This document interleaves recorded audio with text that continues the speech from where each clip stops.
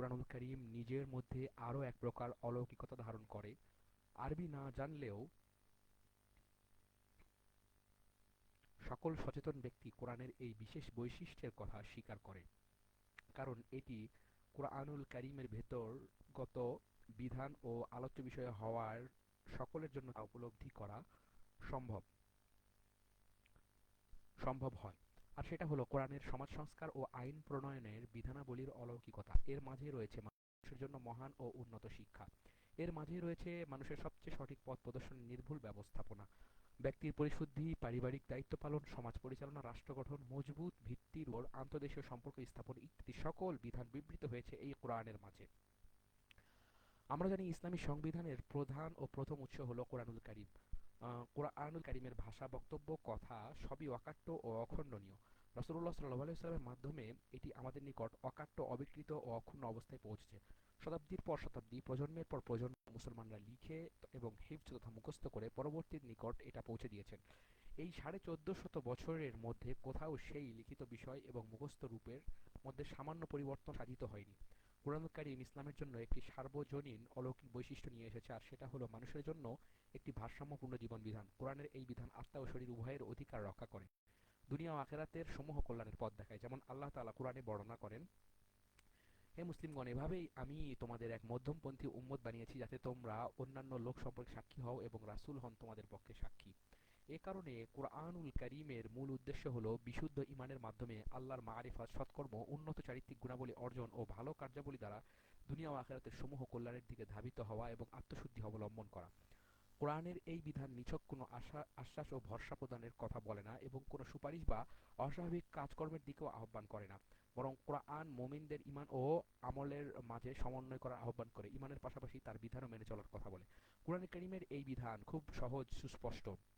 এর মধ্যে কোনো কাঠিন্য বা কঠোরতা, বাধ্য কিংবা কষ্টে ফেলা নেই। কোনো কাঠিন্য, কঠোরতা, বাধ্য করা কিংবা কষ্টে ফেলা। যেমন আল্লাহ তাআলা বলেন, আল্লাহ তাআলা কারো উপর তার সাধ্যের বাইরে দায়িত্ব অর্পণ করেন না। এছাড়া আল্লাহ তাআলা আরো বলেন, আল্লাহ তোমাদের উপর কোনো কষ্ট চাপাতে চান না। কোরআন কারীমের বক্তব্যের এই মূলনীতির ভিত্তিতে বলা হয়, যদি আবশ্যক কাজটি আদায় করা কোনো ব্যক্তির জন্য কষ্টসাধ্য হয়, তাহলে সেই কাজের পরিবর্তে সে অন্য কাজ করবে কিংবা সেটা তার জন্য রহিত হয়ে যাবে। যেমন অসুস্থ ব্যক্তি দু ধরনের, যার সুস্থতার আশা আছে, যার সুস্থতার আশা নেই। প্রথম ব্যক্তি মুসাফিরের মতো রোজা ভঙ্গ করে অন্য সময় তা আদায় করবে, আর দ্বিতীয় ব্যক্তির জন্য রোজা রাখা আবশ্যক হবে না, বরং সে মিসকিনকে খাবার খাওয়ানোর মাধ্যমে তার প্রতিদিনের রোজার ফিদিয়া আদায় করে দেবে, যদি আর্থিকভাবে সক্ষম হয়। ইসলাম সব সময় তার অনুসারীকে ধর্মের মধ্যে বাড়াবাড়ি কিংবা নিজেকে অনর্থক কষ্টের মধ্যে ফেলতে বারণ করে, বরং কোনো জিনিসের অপচয় ও অহংকার ব্যতীত ভালো খাওয়া দাওয়া করা, ভালো জিনিস ব্যবহার করা ও সাজসজ্জতাকে বৈধতা প্রদান করে। যেমন আল্লাহ তাআলা বলেছেন, হে আদম সন্তান সন্ততিগণ, যখনই তোমরা কোনো মসজিদে আসবে, তখন নিজেদের শোভার বস্তু অর্থাৎ শরীরের পোশাক নিয়ে আসবে এবং খাও পান করো, কিন্তু অপব্যয় করো না। আল্লাহ অপব্যয়কারীদের পছন্দ করেন না। বলো, আল্লাহ নিজ বান্দাদের উপর যে শোভার উপকরণ সৃষ্টি করেছেন, কে তা হারাম করেছে, এবং এমনিভাবে উৎকৃষ্ট জীবিকার বস্তুসমূহ। বলো, এগুলো পার্থিব জীবনে মুমিনদের জন্য এবং কিয়ামতের দিনে বিশেষভাবে তাদেরই। যারা জ্ঞানকে কাজে লাগায় তাদের জন্য এভাবেই আমি আয়াতসমূহ বিশদভাবে বিবৃত করি। বলে দাও, আমার প্রতিপালক তো হারাম করেছেন অশ্লীল কাজসমূহ, প্রকাশ্য হোক বা গোপন, এবং সর্বপ্রকার গুনাহ, অন্যায়ভাবে কারো প্রতি সীমালঙ্ঘন, আল্লাহ যে সম্পর্কে কোনো প্রমাণ অবতীর্ণ করেননি এমন জিনিসকে আল্লাহ শরীক সাব্যস্তকরণ, এবং আল্লাহ সম্বন্ধে এমন কোনো কথা বলাকে যে সম্পর্কে তোমাদের বিন্দুমাত্র জ্ঞান নেই। আল্লাহ তাআলা বাড়াবাড়ি না করা সম্পর্কে আরো বলেন, বলে দাও যে, হে কিতাবীগণ, নিজেদের দিন নিয়ে অন্যায় বাড়াবাড়ি করো না। সুতরাং কোরআনে নিষেধ করা হচ্ছে ইবাদতের ক্ষেত্রে বাড়াবাড়ি করা থেকে, ভালো জিনিস বর্জন করা থেকে এবং বৈরাগ্য গ্রহণ করা থেকে। এভাবে কোরআনুল কারীম তার বিধানের ক্ষেত্রে মানুষের জ্ঞান বুদ্ধির তারতম্যের প্রতি লক্ষ্য রেখেছে, তাদের মনোবলের উচ্চতা ও নিচুতা সম্পর্কে খেয়াল রেখেছে। কোরআনুল কারীমের স্বাভাবিক বিচারে সকলেই সাধারণ মধ্যম মানের, আর ব্যতিক্রমভাবে কিছু মানুষ রয়েছে ভিন্ন উচ্চমানের, তবে তাদের মাঝেও মেধা, জ্ঞান, বুদ্ধির তারতম্য রয়েছে। এ কারণে প্রতিটি ব্যক্তি সেভাবেই কোনো বিষয়কে গ্রহণ করে তার জ্ঞান ও প্রজ্ঞা যতটুকু অনুধাবন করায়। সূরা বাকারার মধ্যে মদ ও জুয়া হারাম হওয়া নিয়ে যখন অস্পষ্ট হয় প্রথম আয়াত নাজিল হলো, তখন রাসূলুল্লাহ সাল্লাল্লাহু আলাইহি সাল্লাম সাহাবীদের তাদের নিজস্ব জ্ঞান বুদ্ধির উপর ছেড়ে দিয়েছিলেন। অবশেষে সূরা মাইদার মধ্যে অকাট্যভাবে এগুলো হারাম করা হয়। জ্ঞান বুদ্ধির ক্ষেত্রে মানুষে মানুষে রয়েছে এমনই তারতম্য। এ কারণে আল্লাহ তাআলা বলেন, আমি মানুষের কল্যাণার্থে এসব সিদ্ধান্ত দিয়ে থাকি, কিন্তু তা বোঝে তারাই যারা জ্ঞানবান। সুতরাং দিনের সকল সাধারণ আবশ্যক কর্ম এবং দিনের সকল নিষিদ্ধ বিষয় অকাট্য দলিল দিয়ে সাব্যস্ত প্রমাণিত, যাতে সকলেই খুব সহজে সেগুলো বুঝতে পারে। এছাড়া কোরআনুল কারীম মানুষের সাথে আচার ব্যবহারের মূলনীতি স্থির করেছে মানুষের বাহ্যিক অবস্থার ভিত্তিতে। অন্যদিকে মানুষের আভ্যন্তরীণ বিষয়াবলী অর্পণ করা হয়েছে আল্লাহ তাআলার নিকট। এ কারণে কোনো শাসক, কোনো সাংবিধানিক নেতা বা খলিফার জন্য অধিকার নেই মানুষের অন্তরে এবং গোপন কোনো বিষয়ের হিসাব নেওয়ার কিংবা শাস্তি প্রদান করার। বরং শাস্তি প্রদান করা হবে সে সকল প্রকাশ্য ও বাস্তব অপরাধের বিষয়ে, যেগুলো বাহ্যিকভাবে মানবাধিকার ও তাদের স্বার্থের সাথে জড়িত। রাসূলুল্লাহ সাল্লাল্লাহু আলাইহি ওয়াসাল্লামের আনীত বিধানাবলীর বাহ্যিক অনুসরণ ও অনুকরণেই হলো ইসলামী শরীয়তের ইবাদতের ভিত্তি। এ কারণে ইবাদতের ক্ষেত্রে অন্য কারো ব্যক্তিগত বক্তব্য বা কর্তৃত্বের কোনো সুযোগই নেই। তবে এর আভ্যন্তরীণ অবস্থা হচ্ছে আল্লাহ তাআলার প্রতি মানুষের ইখলাস ও বিশুদ্ধ নিয়তের উপর নির্ভরশীল। এটা কাউকে দেখানো সম্ভব নয়। উল্লেখিত প্রতিটি বিষয়ই ওহীর লক্ষ্য ও উদ্দেশ্য হতে পারে এবং এগুলো দ্বারাই প্রমাণিত হয়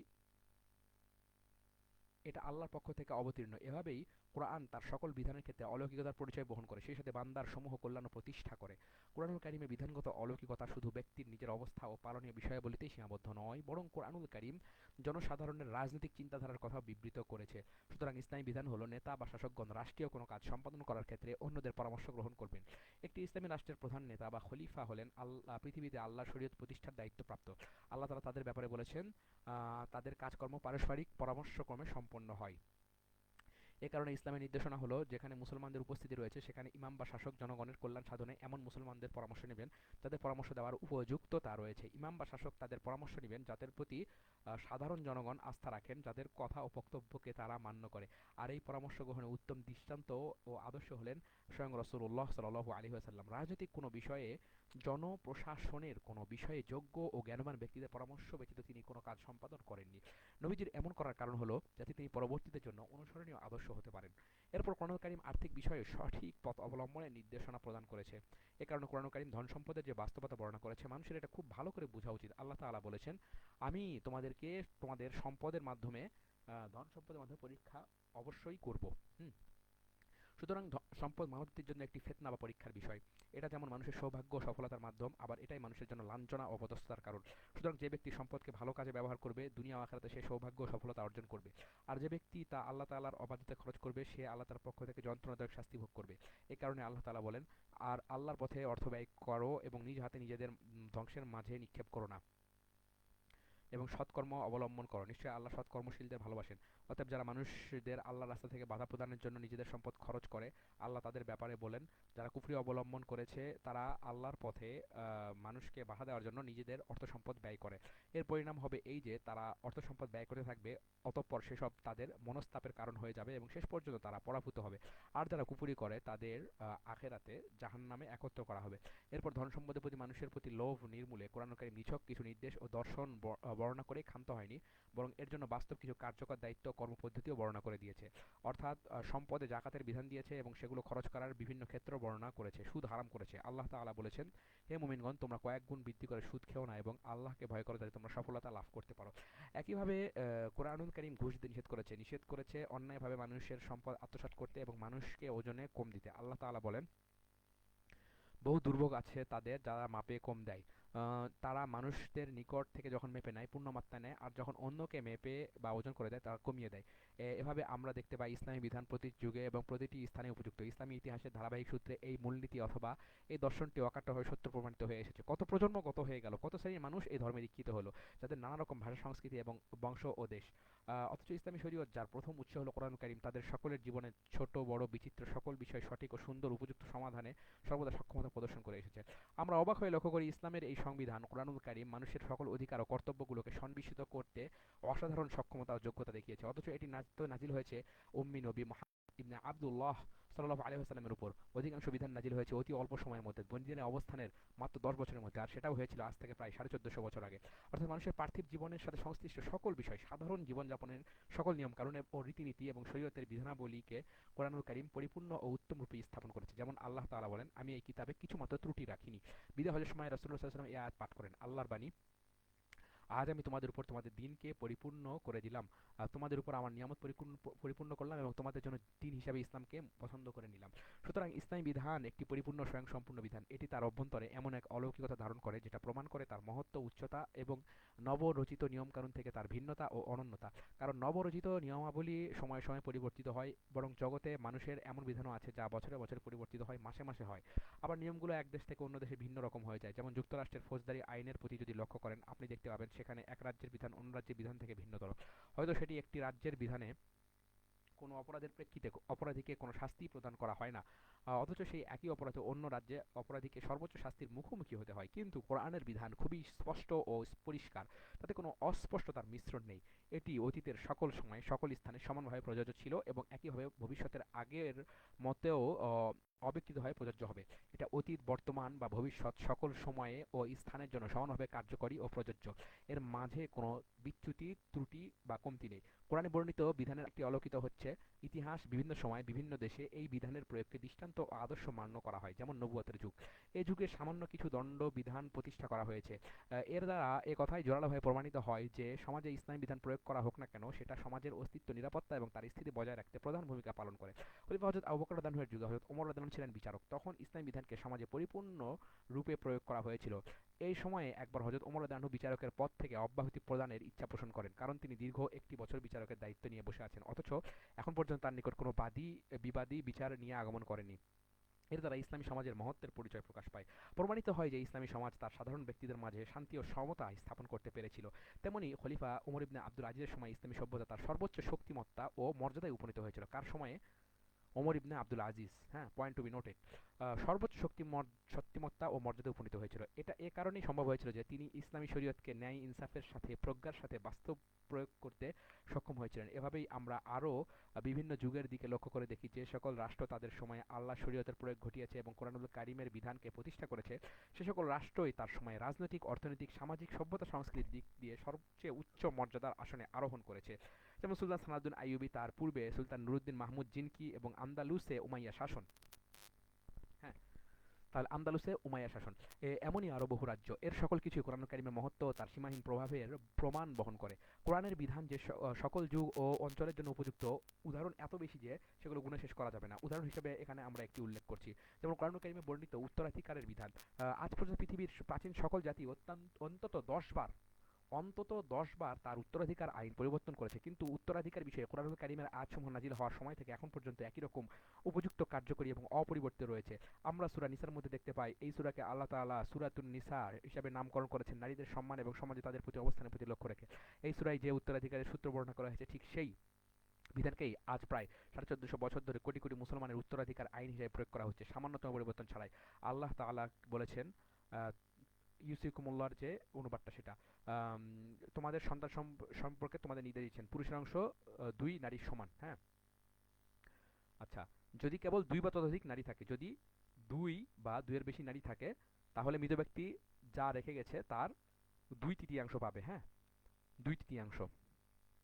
কেবল যদি একজন নারী থাকে তাহলে কি হবে? অর্ধেক নারী অর্ধেক পাবে। একজন যদি নারী থাকে তাহলে কতখানি পাবে?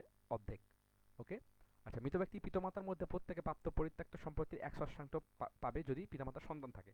আর যদি কোনো সন্তান না থাকে বা পিতামাতাই ওয়ারিশ হয়, তবে মায়ের প্রাপ্য 1/3। হ্যাঁ, তাহলে মায়ের প্রাপ্য 1/3। অবশ্য যদি তার কয়েক ভাই থাকে তাহলে মায়ের জন্য 1/6, মানে মায়ের জন্য 1/6। তাহলে এটা কার কার সেম হলো দেখো, যদি তার ভাই থাকে তাহলে মায়ের জন্য 1/6, আর যদি এখানে কি বলা হচ্ছে, মৃত ব্যক্তির যদি সন্তান থাকে তাহলে পিতামাতার প্রত্যেকে পাবে কত? 1/6। আর যদি পিতামাতাই ওয়ারিশ হয় তবে মায়ের জন্য 1/3, আর যদি কয়েক ভাই থাকে তাহলে মায়ের জন্য 1/6। ঠিক আছে? আচ্ছা, এই বন্টন করা হবে মৃত ব্যক্তি যে ওসিয়ত করে গেছে তা কার্যকর করার কিংবা তার যদি কোনো দেনা থাকে তা পরিশোধ করার পর। তোমরা আসলে জানো না তোমাদের পিতা ও পুত্রের মধ্যে কে অধিক নিকটতর তোমাদের উপকার সাধনের দিক থেকে। আচ্ছা, তোমাদের স্ত্রীগণ যা কিছু রেখে যায় তার অর্ধাংশ তোমাদের, যদি তাদের কোনো সন্তান জীবিত না থাকে। হুম, তাহলে স্ত্রীগণ যা রেখে যাবে তার অর্ধাংশ তোমাদের, যদি তাদের কোনো সন্তান না থাকে। যদি তাদের কোনো সন্তান থাকে তবে তারা যে ওসিয়ত করে যায় তা কার্য করার পর, তারা যে দেনা রেখে যায় সেটা পরিশোধ করার পরে তোমরা রেখে যাওয়া সম্পদের 1/4 পাবে। ঠিক আছে? সন্তান থাকলে 1/4 পাবে। আর তোমরা যা কিছু ছেড়ে যাও তার 1/4 তারা, মানে স্ত্রীগণ পাবে। যদি তোমাদের জীবিত কোনো সন্তান থাকে, তবে তোমরা যে ওসিয়ত করে যাও তা কার্যকর করার এবং তোমাদের দেনা পরিশোধ করার পর তারা তোমাদের রেখে যাওয়া সম্পত্তির 1/8 পাবে। যার মিরাজ বন্টন করা হচ্ছে সেই পুরুষ বা নারী যদি এমন হয় না তার পিতামাতা জীবিত আছে না তার সন্তান সন্ততি আর তার এক ভাই বা এক বোন জীবিত থাকে, তবে তাদের প্রত্যেকের প্রাপ্য 1/6। তারা যদি আরও বেশি সংখ্যক হয় তবে সকলে 1/3 মধ্যে অংশীদার হবে, কিন্তু যে ওসিয়ত করা হয়েছে তা করার পর যদি ওসিয়ত বা দেনা স্বীকারোক্তি দ্বারা কারো কোনো ক্ষতি না থাকে। এসব আল্লাহর হুকুম, আল্লাহ সর্ববিষয়ে জ্ঞাত, সহনশীল। আচ্ছা, কোরআনে বর্ণিত উত্তরাধিকারের এই বিধান আমাদের নিকট আরও বিস্ময়কর হয়ে ওঠে যখন এটাকে আমরা বিশ্বের কিছু প্রাচীন রীতি এবং পাশ্চাত্যের আধুনিক রীতির সাথে তুলনা করি। রোমানদের উত্তরাধিকার আইন অনেকাংশে ইসলামের সাথে সাদৃশ্যপূর্ণ, কারণ সেখানেও তারা উত্তরাধিকারের মৌলিক ভিত্তি ছিল রক্ত সম্পর্কের আত্মীয়তা। তারা আত্মীয়তার মধ্যে অধস্তন ব্যক্তিদের তথা মৃত ব্যক্তিদের সন্তানাদি ও সন্তানদের সন্তানাদিদের অন্তর্ভুক্ত করেছিল, কিন্তু তারা বৈবাহিক আত্মীয়তার দিকে দৃষ্টি দেয়নি। আর তাদের নিকট কন্যার উত্তরাধিকার ছিল নিছক বাহ্যিকতা, কারণ কন্যার সকল অংশই পরিশেষে তার ভাইদের অধিকারে চলে যেত। এছাড়া তারা অধস্তনদের জন্য কোনো আড়াল বা প্রতিবন্ধকতা রাখত না, এবং অধস্তনরা বিদ্যমান থাকতে ঊর্ধ্বতনদের অর্থাৎ পিতা দাদা এবং আরও ঊর্ধ্বের ব্যক্তিদের জন্য পরিত্যক্ত সম্পত্তি কোনো উত্তরাধিকার রাখত না। কিন্তু ইসলাম অধস্তনরা থাকা সত্ত্বেও ঊর্ধ্বতনদের উত্তরাধিকার প্রদান করে এবং বৈবাহিক সম্পর্ককে উত্তরাধিকারের একটি মৌলিক কারণ হিসাবে সাব্যস্ত করে। এদিকে ইহুদিদের উত্তরাধিকার আইন অনুসারে তারা শুধু পরিবারের বড় ছেলের উত্তরাধিকার স্বীকার করে। ইহুদিরা আর বড় ছেলে না থাকলে পরিত্যক্ত সম্পত্তি চলে যায় অধস্তন নারীর নিকট, নতুবা পিতার নিকট, নতুবা দাদার নিকট অথবা ভাইদের নিকট। তারা স্বামী স্ত্রী একে অন্যের থেকে উত্তরাধিকার স্বীকার করে না, যাতে পরিবার থেকে সম্পদ বাইরে চলে যেতে না পারে। তবে তারা এটা সাব্যস্ত করে যে স্বামী তার স্ত্রী থেকে উত্তরাধিকার পেতে পারে, অর্থাৎ শুধু স্বামী স্ত্রীর উত্তরাধিকারী হতে পারবে, কিন্তু স্ত্রী কখনো স্বামীর পরিত্যক্ত সম্পত্তির উত্তরাধিকারী হতে পারবে না। আর আমরা পাশ্চাত্যের অধিকার আইনের দিকে দৃষ্টি দিলে দেখতে পাবো পশ্চিমাদের মধ্যে ফ্রান্সের উত্তরাধিকার আইন ইসলামের সবচেয়ে কাছাকাছি, বিশেষ করে উত্তরাধিকারের যোগ্য হওয়ার মাধ্যম বা উপকরণের দিক থেকে। কিন্তু ইসলামের সাথে এর পার্থক্য হলো ইসলামী আইনে অধস্তন নারী পুরুষের উপস্থিতি সত্ত্বেও স্বামী স্ত্রী একে অন্যের থেকে সম্পত্তি পায়, যদিও উপস্থিতির সময় অনুপস্থিতির চেয়ে পরিমাণে কম পায়। কিন্তু ফরাসি উত্তরাধিকার আইন স্ত্রীর পরিত্যক্ত সম্পত্তিতে স্বামীর কোনো উত্তরাধিকার সাব্যস্ত করে না, বরং স্বামী স্ত্রীর পরিত্যক্ত সম্পত্তি থেকে একটি নির্দিষ্ট পরিমাণে সুবিধা গ্রহণ করতে পারে, সামাজিকভাবে স্ত্রীর সম্পত্তি সংরক্ষণ ও দেখাশোনার পারিশ্রমিক হিসাবে। আর ব্রিটিশ উত্তরাধিকার আইন স্বামী স্ত্রীর একে অন্যের থেকে উত্তরাধিকার সাব্যস্ত করে না, অধস্তনদের উপস্থিতিতে ঊর্ধ্বতনদের উত্তরাধিকার স্বীকার করে না, বরং তারা বড় ছেলেকে উত্তরাধিকারী বানায় এবং তাকে সকলের উপরে প্রাধান্য দেয়। আর জার্মান উত্তরাধিকার নীতি ইসলামী নীতি এবং ফরাসি উত্তরাধিকার নীতির কাছাকাছি। তবে তারা ছেলে ও মেয়ের মাঝে সমান অংশ সাব্যস্ত করে। শেষে তারা অন্য নিকটাত্মীয়দেরও উত্তরাধিকার প্রদান করে, যেমন ফুফু, মামা ও খালা। অন্যদিকে গোটা ইসলামী বিশ্ব প্রায় দীর্ঘ 1450 বছর কোরআনের এই উন্নত বিধানটি নিজেদের জীবনে প্রয়োগ করে আসছে এবং তাদের পারিবারিক উত্তরাধিকারের সমস্যা সমাধান করে আসছে। এটাতে তারা কখনো সমস্যা অনুভব করেনি। অথচ ঠিক এই সময়ের মধ্যে মানবরচিত অন্য নীতিমালাগুলো বারবার নবায়ন, সংশোধনে পরিবর্তন করতে হয়েছে। অবশেষে সেগুলো এখন প্রায় ইসলামী বিধানের কাছাকাছি এসে গেছে। অমুসলিমদের মধ্য থেকেও অনেক সুবিবেচক লেখক কুরআনুল কারীমের এই ব্যতিক্রমী চমৎকার বিধানের অনন্যতার সাক্ষ্য দিয়েছেন। যেমন আলফ্রেড ভন ক্রেমার, তিনি বলেন, ইসলামী বিধানাবলীর মধ্যে ইসলামের উত্তরাধিকার বিধানটি খুবই মৌলিক এবং অনন্য বৈশিষ্ট্যপূর্ণ এক বিধান। অন্য আরও দুজন ব্যক্তি এই ইসলামের এই উত্তরাধিকার বিধানের চমৎকারিত্ব এবং অনন্যতা সম্পর্কে সাক্ষ্য প্রদান করেছেন। তারা হলেন গানার এবং ব্যারি। তারা তাদের গ্রন্থে ভারতীয় অর্থনীতি উল্লেখ করেছেন, মুসলমানদের মধ্যে পারস্পরিক আদান প্রদান ছাড়াও একজন মুসলমান যতদিন জীবিত থাকে ততদিন সে তার সকল, আচ্ছা এগুলো টিকার দরকার নেই, সে তার সকল অর্জিত এবং উত্তরাধিকার সূত্রে প্রাপ্ত সম্পদের উপর পরিপূর্ণ কর্তৃত্বশীল থাকে এবং মৃত্যুর পর তার সম্পদগুলো বিভিন্ন শ্রেণীর উত্তরাধিকারীদের নিকট হস্তান্তরিত হয়। কিন্তু ভারতীয় আইনে সম্পদ এত প্রকারের উত্তরাধিকারী পায় না। ধারণা করি পাঠকের বিস্ময় আরও বেড়ে যাবে যখন তিনি জানবেন যে এমন চমৎকার উত্তরাধিকার বিধানের পিছনে ইসলাম ও কুরআনুল কারীমের আরও দুটি গুরুত্বপূর্ণ উদ্দেশ্য রয়েছে। সম্পদের বিভাজন বা বিস্তৃত বণ্টন। আমাদের জানা আছে আল্লাহ তাআলা মানুষের ব্যক্তিগত সম্পদ অর্জনের বৈধতা দিয়েছেন। মানুষের জন্য দুহাতে যত ইচ্ছা সম্পদ অর্জনের দরজা খুলে দিয়েছেন, এতে কোনো অসুবিধা কিংবা বাধা নেই। তবে শর্ত হলো এই অর্জনটা হতে হবে আল্লাহ তাআলা নির্দেশিত বৈধ পন্থায়। মানুষের এভাবে বিপুল সম্পদ অর্জনের কারণে অনেক সময় অল্প সংখ্যক মানুষের হাতে প্রচুর সম্পদ কুক্ষিগত হয়ে পড়ে, আর এই সীমাহীন পুঞ্জীভূত সম্পদের অহমিকা কখনো কখনো তাদেরকে অল্প সংখ্যক দারিদ্রের প্রতি, স্বেচ্ছাচারিতার প্রতি ঠেলে দেয়। তারা তখন ন্যায় ও ইনসাফের মাপকাঠিতে শূন্যের কোঠায় চলে যায়। এ কারণে আল্লাহ তাআলা বলেন, আল্লাহ তার রাসূলকে জনপদবাসীদের থেকে ফাই হিসাবে যে সম্পদ দিয়েছেন তা আল্লাহর রাসূলের আত্মীয়বর্গের, ইয়াতীমদের, অভাবগ্রস্তদের, মুসাফিরদের প্রাপ্য, যাতে সেই সম্পদ তোমাদের মধ্যে কেবল বিত্তবানদের মধ্যেই আহ, আচ্ছা একটা বইয়ের নাম লেখা আছে, তোমাদের আবর্তন না করে। রাসূল সাল্লাল্লাহু আলাইহি ওয়াসাল্লাম তোমাদের যা দেয় তা গ্রহণ করো, আর তোমাদের যা নিষেধ করে তা হতে বিরত থাকো এবং আল্লাহকে ভয় করে চলো, নিশ্চয়ই আল্লাহ কঠোর শাস্তিদাতা। এভাবেই ইসলাম চেয়েছে ব্যক্তির পঞ্জীভূত সম্পদ অন্যদের মাঝে ছড়িয়ে পড়ুক। ফলে কোরআনুল কারীম সকলের মাঝে এই সম্পদ ছড়িয়ে দেওয়ার অনেকগুলো পদ্ধতি অবলম্বন করেছে। এর মধ্যে অন্যতম হলো পরিত্যক্ত সম্পত্তিতে এই উত্তরাধিকারের নীতি। এর মাধ্যমে কয়েকটি বিষয় সম্পাদিত হয়। সম্ভবত তার মধ্যে সবচেয়ে গুরুত্বপূর্ণ হলো মৃত ব্যক্তির পরিত্যক্ত সম্পত্তি ৩ ভাগে, ৪ ভাগে এবং ৮ ভাগে বণ্টিত হওয়ার বিধান প্রদান করা। পরিত্যক্ত সম্পত্তির শুধু একজনই উত্তরাধিকারী হয় এমন খুব কম সংঘটিত হয়। কুরআন কারিমে এই বণ্টিত অংশগুলো তার প্রাপককে অনিবার্যভাবে আদায় করে দেওয়ার প্রতি কঠোর নির্দেশ প্রদান করা হয়েছে। আল্লাহ তাআলা বলেন, পুরুষদের জন্য সেই সম্পদের অংশ রয়েছে যা পিতামাতা ও নিকটতম আত্মীয়বর্গ রেখে যায়, আর নারীদের জন্য সেই সম্পদের অংশ রয়েছে যা পিতামাতা ও নিকটতম আত্মীয়বর্গ রেখে যায়। তাই সে পরিত্যক্ত সম্পদ কম হোক বা বেশি, এই অংশ আল্লাহর তরফ থেকে নির্ধারিত। বৈবাহিক বা দাম্পত্য সম্পর্কের মাধ্যমে সম্পদের অনেক অংশ একটি পরিবার থেকে অন্য পরিবারে স্থানান্তরিত হয়, আর ইসলাম তার সকল অনুসারীর মাঝে সমতা বিধান করেছে। হয়তো কখনো কোনো ধনী ব্যক্তি কোনো দরিদ্র নারীকে বিবাহ করেন, আবার কখনো এর উল্টোটাও হয়। আর এভাবেই সম্পদ এক জায়গা থেকে অন্য জায়গায় স্থানান্তরিত হয় এবং সমতা স্থাপনের পথ তৈরি হয়। আরেকটি আশ্চর্যকর বিষয় হলো ইসলামের এই উত্তরাধিকারের মাঝে অনেক সামাজিক প্রভাব ও ভালো ফলাফল দেখতে পাওয়া যায়। এমনকি যাদের জন্য উত্তরাধিকারের কোনো অংশ নেই এবং যে সকল আত্মীয়দের জন্য ওসিয়ত করা হয়নি, কুরআনুল কারীম তাদের ক্ষেত্রে আহ্বান করেছে যে তাদের যেন সহমর্মিতার ভিত্তিতে মৃত ব্যক্তির পরিত্যক্ত সম্পদ থেকে সামান্য হলেও প্রদান করা হয় এবং তাদের সাথে যেন ভালো আচরণ করা হয়। এভাবেই তারা সম্পদের উত্তরাধিকারের শরিক হতে সক্ষম হবে। আল্লাহ তাআলা বলেন, আর যখন মিরাজ বন্টনের সময় ওয়ারিশ এমন আত্মীয় ইয়াতিম মিসকিন উপস্থিত হয় তখন তাদেরকেও তার থেকে কিছু দিয়ে দাও এবং তাদের সাথে সদালাপ করো। হ্যাঁ, ফারজুকুহুম মিনহু। এবার ওসিয়তের কথা বলি। এটা কার্যকর করা হয় এই ব্যক্তির মৃত্যুর পর। আর্থিকভাবে সামাজিক দায়িত্ব পালনের ক্ষেত্রে ওসিয়তের একটি বড় ভূমিকা রয়েছে। তবে আল্লাহ রব্বুল আলামিন এটার জন্য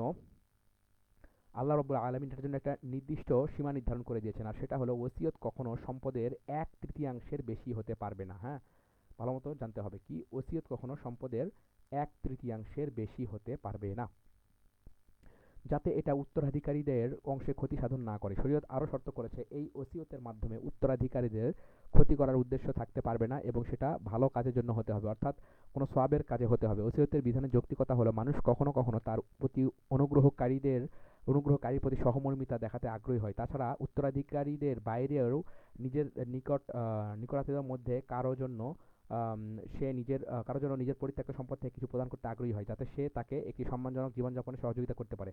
কিংবা কখনো সে নিজের জীবদ্দশায় যেমন সাহায্য করত, সেভাবেই সমাজের কাউকে নিজের পরিত্যক্ত সম্পদ থেকে সেই সহযোগিতা অব্যাহত রাখতে আগ্রহী হয়। আর এই কাজগুলো শুধু ওসিয়তের মাধ্যমে সম্পাদন করা সম্ভব। ডক্টর রিফাত আওয়াদি বলেন, মিরাসের হুকুমের মাধ্যমে ইসলাম শুধু সম্পদগুলো বিভিন্ন ব্যক্তির মাঝে ছড়িয়ে দেওয়ার ব্যবস্থাই করেনি, বরং এর সাথে ওসিয়তের ব্যবস্থা রেখে বিষয়টাকে পূর্ণতা দান করেছে। ইসলাম ওসিয়ত সম্পাদনের পদ্ধতি বর্ণনা করেছে যাতে এর মাধ্যমে মুসলিম সমাজের অন্য অনেক প্রয়োজনীয় খরচের ব্যবস্থা করা যায়। এই পরিত্যক্ত সম্পদ থেকে মুসলিম সমাজের চাহিদাগুলো পূরণ করতে ইসলাম মুসলমানদের দায়িত্ব দিয়েছে। হতে পারে সেই চাহিদা কোনো ব্যক্তির অথবা সামাজিক কোনো সংগঠন কিংবা শিক্ষা প্রতিষ্ঠানের। এভাবে ওসিয়তের মাধ্যমে ব্যক্তির পরিত্যক্ত সম্পদের 1/3 থেকে প্রয়োজনীয় অর্থ সমাগমের একটি নতুন উৎস তৈরি হয়। এখন সম্পদের মালিক যদি সামাজিক কল্যাণের দিকে মনোনিবেশ করে কিংবা ইচ্ছা করে, তাহলে সে এমন সব ব্যক্তি কিংবা বিষয়ের খেদমত করতে সক্ষম হবে যারা জ্ঞাত ও নির্দিষ্ট উত্তরাধিকারীদের বাইরে রয়ে গেছে।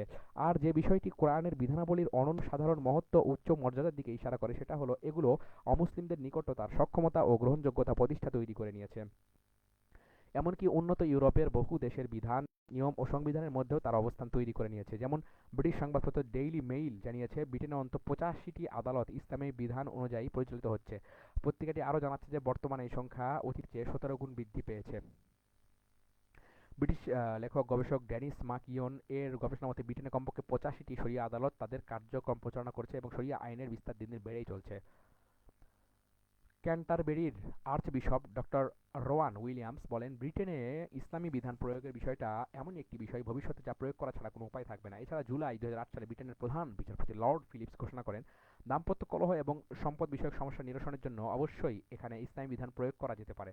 এছাড়া সে সকল ক্ষেত্রে বৈশ্বিক অর্থনীতি বিভিন্ন সমস্যায় জর্জরিত কুরআনুল কারীম বর্ণিত সে সকল চ্যালেঞ্জ ও সমস্যা মোকাবেলায় নিজেদের শক্তি ও সক্ষমতা প্রদর্শন করেছে। অনেক ইউরোপীয় রাষ্ট্র ও সংস্থা ইসলামের অর্থনৈতিক বিধানের ভূয়সী প্রশংসা করেছে। যেমন ইসলামী অর্থব্যবস্থার জন্য মার্কিন কংগ্রেশনাল রিসার্চ সেন্টারের একটি গবেষণায় ইসলামী ব্যাংকগুলোর অনেক প্রশংসা করা হয়েছে, কারণ গতানুগতিক ব্যাংকগুলোর তুলনায় ইসলামী ব্যাংকগুলো বৈশ্বিক অর্থনৈতিক ধস ও আন্তর্জাতিক অর্থনৈতিক সংকট মোকাবেলায় নিজেদের শক্ত অবস্থান ধরে রেখেছে। গবেষণাটি আরও জানিয়েছে, অধিকাংশ পর্যবেক্ষকদের আশ্বাস, আন্তর্জাতিক অর্থনৈতিক সংকট থেকে দ্রুত মুক্তি লাভের ক্ষেত্রে ইসলামী অর্থব্যবস্থা একটি অনন্য দৃষ্টান্ত স্থাপন করতে পারে। গবেষণাটি দৃঢ়তার সাথে এটাও জানাচ্ছে যে বিনিয়োগের ক্ষেত্রে অন্য ব্যাংকগুলির তুলনায় ইসলামী ব্যাংকগুলো আন্তর্জাতিক বাজারে বর্তমান সংকটকালে এবং ভবিষ্যতের জন্য বিনিয়োগকারী এবং কোম্পানিগুলোর মাঝে নিজেদের একটি মর্যাদাপূর্ণ অবস্থান তৈরি করে নিয়েছে। খ্রিস্টানদের সবচেয়ে বড় প্রতিষ্ঠান ভ্যাটিকান সিটি ইসলামের অর্থনৈতিক বিধানের প্রশংসা করেছে, কারণ এর মূলনীতির মধ্যে রয়েছে উন্নত ও নৈতিক গুণাবলী। আমাদের এতক্ষণের এই দীর্ঘ বর্ণনা শুধু এটা প্রমাণ করার জন্যই যে ইসলামী বিধান হলো একটি ঐশী ও চিরন্তন বিধান। এটি অতীত, বর্তমান ও ভবিষ্যৎ সকল সময়ের জন্য সমানভাবে প্রযোজ্য ও উপযুক্ত। নিঃসন্দেহে মানুষের জন্য এটি একটি বিস্ময়কর ঐশী অলৌকিকতা, বৈজ্ঞানিক অলৌকিকতা। কোরআনুল কারীমের আরেকটি এজাজ বা অলৌকিকতা হলো তার বৈজ্ঞানিক অলৌকিকতা। কোরআনুল কারীমের এই দিকটা নিয়ে প্রাচীন কালের আলেমগণ তেমন একটা আলোচনা করেননি, বরং তাদের সকল গুরুত্ব ও আলোচনা আবর্তিত হয়েছে কোরআনুল কারীমের বাগ্মিতা, ভাষা, তার বিস্ময়কর বিন্যাস ও ইতিহাস নিয়ে। তারা কোরআনুল কারীমের বৈজ্ঞানিক বিষয় পরিচালনা বৈজ্ঞানিক বিষয়ে পর্যালোচনা করেননি। এখানে কোরআনের বৈজ্ঞানিক বিষয় দ্বারা উদ্দেশ্য হলো কোরআনুল কারীম এমন কিছু বৈজ্ঞানিক প্রায়োগিক সূত্র ও নিয়ম বর্ণনা করেছে যেগুলোর আবিষ্কার উন্মোচনে বহু জ্ঞানী ও বিজ্ঞানী বিস্ময়ে মুগ্ধ হয়েছেন। তবে আমাদের মনে রাখা উচিত, কোরআনুল কারীম কখনো নিছক কোনো বৈজ্ঞানিক গ্রন্থ নয়। বৈজ্ঞানিক জ্ঞান বিতরণ তার মৌলিক কোনো উদ্দেশ্যও নয়, বরং মানুষের হেদায়েতের নির্দেশনা প্রদানের প্রেক্ষিতে প্রাসঙ্গিকভাবে কিছু বৈজ্ঞানিক আলোচনা বা সূত্র বর্ণিত হয়েছে। আমরা সেগুলোর কয়েকটি এখানে উল্লেখ করব ইনশাআল্লাহ। পরাগায়ন। কোরআনুল কারীমে উদ্ভিদের মাঝে মিশ্র পরাগায়নের বিষয়টি স্পষ্টভাবে উল্লেখ করেছে। যে পরাগায়নটি হয়ে থাকে পরাগের স্থানান্তরের মাধ্যমে। আরেকটি প্রধান মাধ্যম হলো বাতাস। আল্লাহ তাআলা তার বাণীর মাধ্যমে বিষয়টি উল্লেখ করেছেন এভাবে, আমি পাঠিয়েছি সেই বায়ু যা মেঘমালা করে পরিপূর্ণ। আল্লাহ কিতাব কোরআনুল কারীমে যে সকল বৈজ্ঞানিক বিষয় উল্লেখ করা হয়েছে তার আরেকটি উত্তম দৃষ্টান্ত হলো বিশ্বজগতের বিস্তৃতি। আধুনিক বিজ্ঞান বিভিন্ন প্রায়োগিক পরীক্ষা ও প্রমাণের মাধ্যমে এর বিশুদ্ধতা সাব্যস্ত করেছে। এই যে কোরআনুল কারীম প্রায় 1450 বছর আগে এমন এক সময় নাজিল হয়েছে যখন জ্যোতির্বিজ্ঞান ছিল একেবারেই প্রাথমিক স্তরে, ঠিক সেই সময় কোরআনুল কারীম বিশ্বজগতের বিস্তৃতির এই দর্শন বর্ণনা করেছে। আল্লাহ তাআলা বলেছেন, আমি আকাশকে নির্মাণ করেছি আমার ক্ষমতা বলে এবং নিশ্চয়ই আমি বিস্তৃত দানকারী। এই আয়াতে যে ওয়াসামা শব্দটি ব্যবহার করা হয়েছে এটি কোরআনুল কারীমের অনেক স্থানে বিশ্বজগৎ ও মহাশূন্য বোঝানোর জন্য এসেছে। কোরআনুল কারীমের এই আয়াত বোঝায় যে এই বিশ্বজগৎ সম্প্রসারিত ও বিস্তৃত হচ্ছে, আর আমাদের সময়ের আধুনিক বিজ্ঞানও অবশেষে এই সিদ্ধান্তেই উপনীত হয়েছে। অথচ বিংশ শতাব্দীর শুরুর দিকেও বৈজ্ঞানিক দর্শন হিসাবে বিশ্বে বহুলভাবে প্রচলিত ছিল যে এই বিশ্বজগৎ একেবারেই স্থির। অনাদিকাল থেকেই তা এভাবেই অবস্থিত। কিন্তু আধুনিক প্রযুক্তির মাধ্যমে বহু গবেষণা, পর্যালোচনা, পর্যবেক্ষণ ও হিসাব নিকাশ আর পরীক্ষা নিরীক্ষার পর সাব্যস্ত হয়েছে যে এই বিশ্বজগৎ একটি সূচনা রয়েছে এবং তখন থেকেই এটি একটি নিয়মের অধীনে সম্প্রসারিত হয়ে চলছে। বিংশ শতাব্দীর শুরুর দিকে বেলজিয়ান পদার্থ ও জ্যোতির্বিদ জর্জ লি মাইট্রি এই থিওরি প্রদান করেন যে এই বিশ্বজগৎ সর্বদা গতিশীল এবং এটি প্রতিনিয়ত সম্প্রসারিত হচ্ছে। মহাবিস্ফোরণের এক শক্তিশালী প্রচারক ছিল জর্জ লি মাইট্রি। মহাবিস্ফোরণের মাধ্যমে এই বিশ্বের সূচনা হয়েছে আর কি, তার সেটা কথা। 1929 সালে আমেরিকান জ্যোতির্বিদ এডউইন হাবল এই থিওরিকে আরও শক্তিশালী করেন। তিনি সাব্যস্ত করেন মহাশূন্যের সকল তারকা, নক্ষত্র এবং ছায়াপথ একে অপর থেকে প্রতিনিয়ত দূরে সরে যাচ্ছে এবং এই বিশ্বজগৎ প্রতিটি জিনিস একে অন্যের থেকে দূরে সরে যাচ্ছে এবং তা প্রতিনিয়ত সম্প্রসারিত হচ্ছে। সূর্যের আবর্তন। কোরআনুল কারীমের বৈজ্ঞানিক অলৌকিকতার আরেকটি আয়াত হলো আল্লাহ তাআলার এই বাণী, সূর্য আপন গন্তব্যের দিকে পরিভ্রমণ করছে। এসব পরাক্রমশালী সর্বজ্ঞ সত্তার স্থিরীকৃত। বাস্তবিকই এই আয়াতের মধ্যে এক মহাবিষয় লুক্কায়িত রয়েছে, কারণ এই আয়াতকে পরিবহন করছে শব্দ দ্বারা সূর্যের সেই গতি বা নড়াচড়াকে বোঝানো হয়নি সূর্য উদিত হওয়ার সময় মানুষ বাহ্যিকভাবে যা দেখে, বরং এর দ্বারা বোঝানো হয়েছে সেই বাস্তব ও মহাজাগতিক গতিশীলতা যা আজকের বিভিন্ন পর্যবেক্ষণ আবিষ্কার করেছে ও গবেষণা জানাচ্ছে যে সূর্য প্রতি 25 দিনে একবার তার অক্ষের চারপাশে আবর্তন করে। এভাবে আমাদের পৃথিবীর ছায়াপথেও গতি নির্ধারণ করা হয়েছে। এই বিশাল ছায়াপথের একটি সদস্য হলো সূর্য। এই ছায়াপথটি সেকেন্ডে প্রায় 980 কিলোমিটার গতিতে বিশ্বজগতের অন্য ছায়াপথগুলো থেকে দূরে সরে যাচ্ছে। পানির বিভাজন। কোরআনুল কারীমে আরেক বিস্ময়কর বিষয় হল পানির বিভাজনের বর্ণনা। আল্লাহ তাআলা বলেছেন, তিনি দুই সাগরকে এভাবে প্রবাহিত করেন যে তারা পরস্পর মিলিত হয়, কিন্তু তা সত্ত্বেও তাদের মাঝে থাকে এক অন্তরাল যা তারা অতিক্রম করতে পারে না।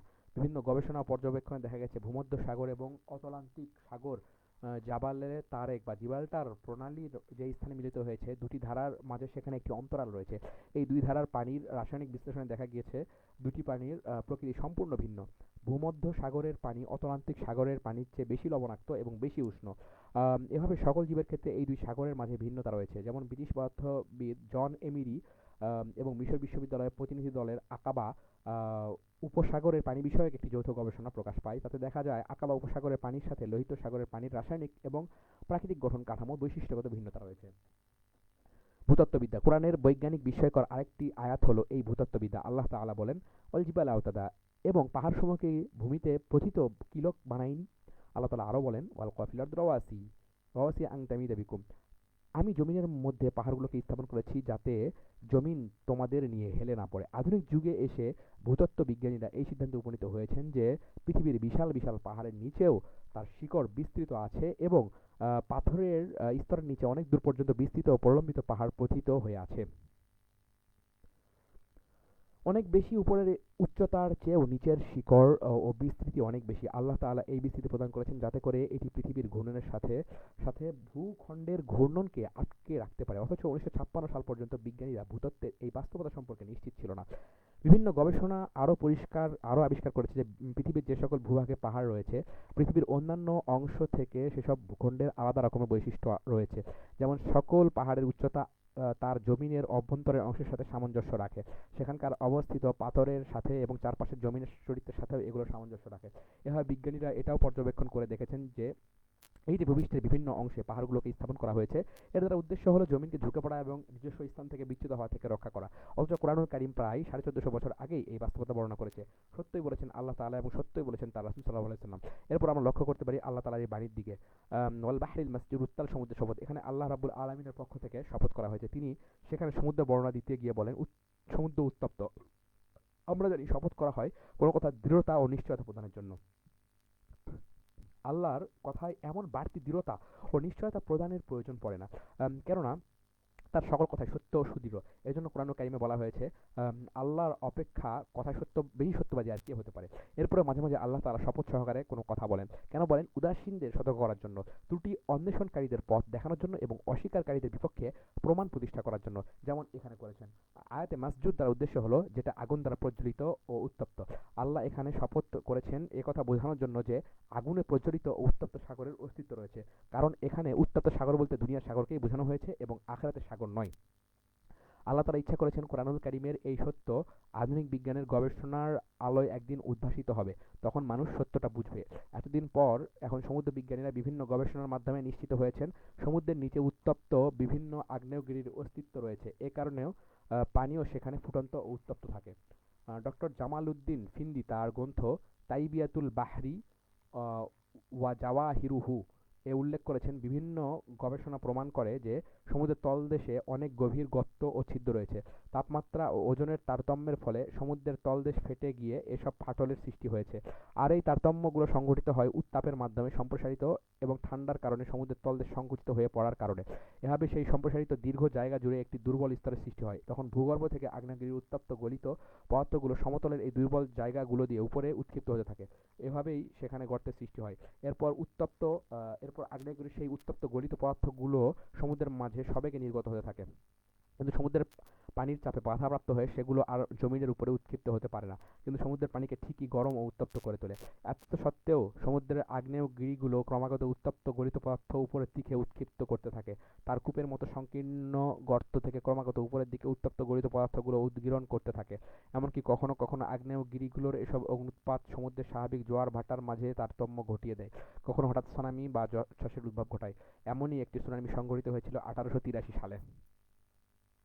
এত বিপুল ক্ষতির সম্মুখীন হয়ে ক্রাকাতোয়া দ্বীপ ভারত সাগরের পুরো পূর্বাঞ্চল এর ফলে আন্দোলিত হয়ে পড়ে। সেই আগ্নেয়গিরির বিস্ফোরণের ফলে যে সুনামি সৃষ্টি হয় তাতে দুদিনেই সমুদ্রপৃষ্ঠ থেকে প্রায় 1400 ফিট উপরে অবস্থিত এই দ্বীপটি প্লাবিত হয়ে যায়। তখন সামান্য অংশ ব্যতীত অক্ষত ব্যতীত আর কিছু অবশিষ্ট ছিল না দ্বীপটির।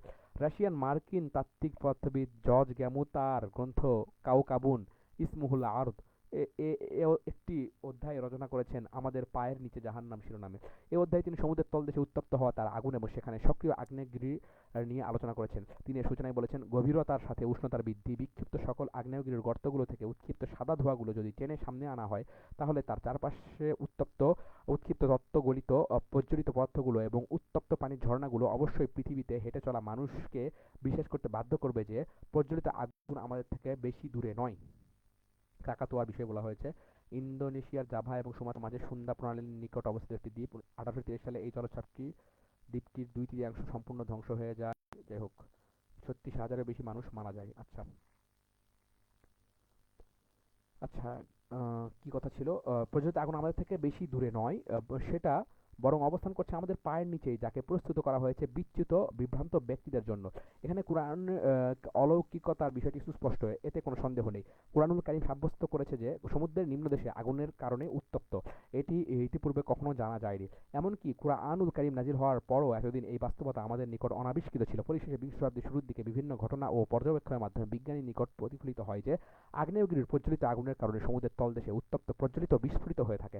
অথচ সামুদ্রিক এই বাস্তবতাটি আল্লাহ তাআলা তার এই কথার মাঝে সাব্যস্ত করে দিয়েছেন। উত্তাল সমুদ্রের শপথ।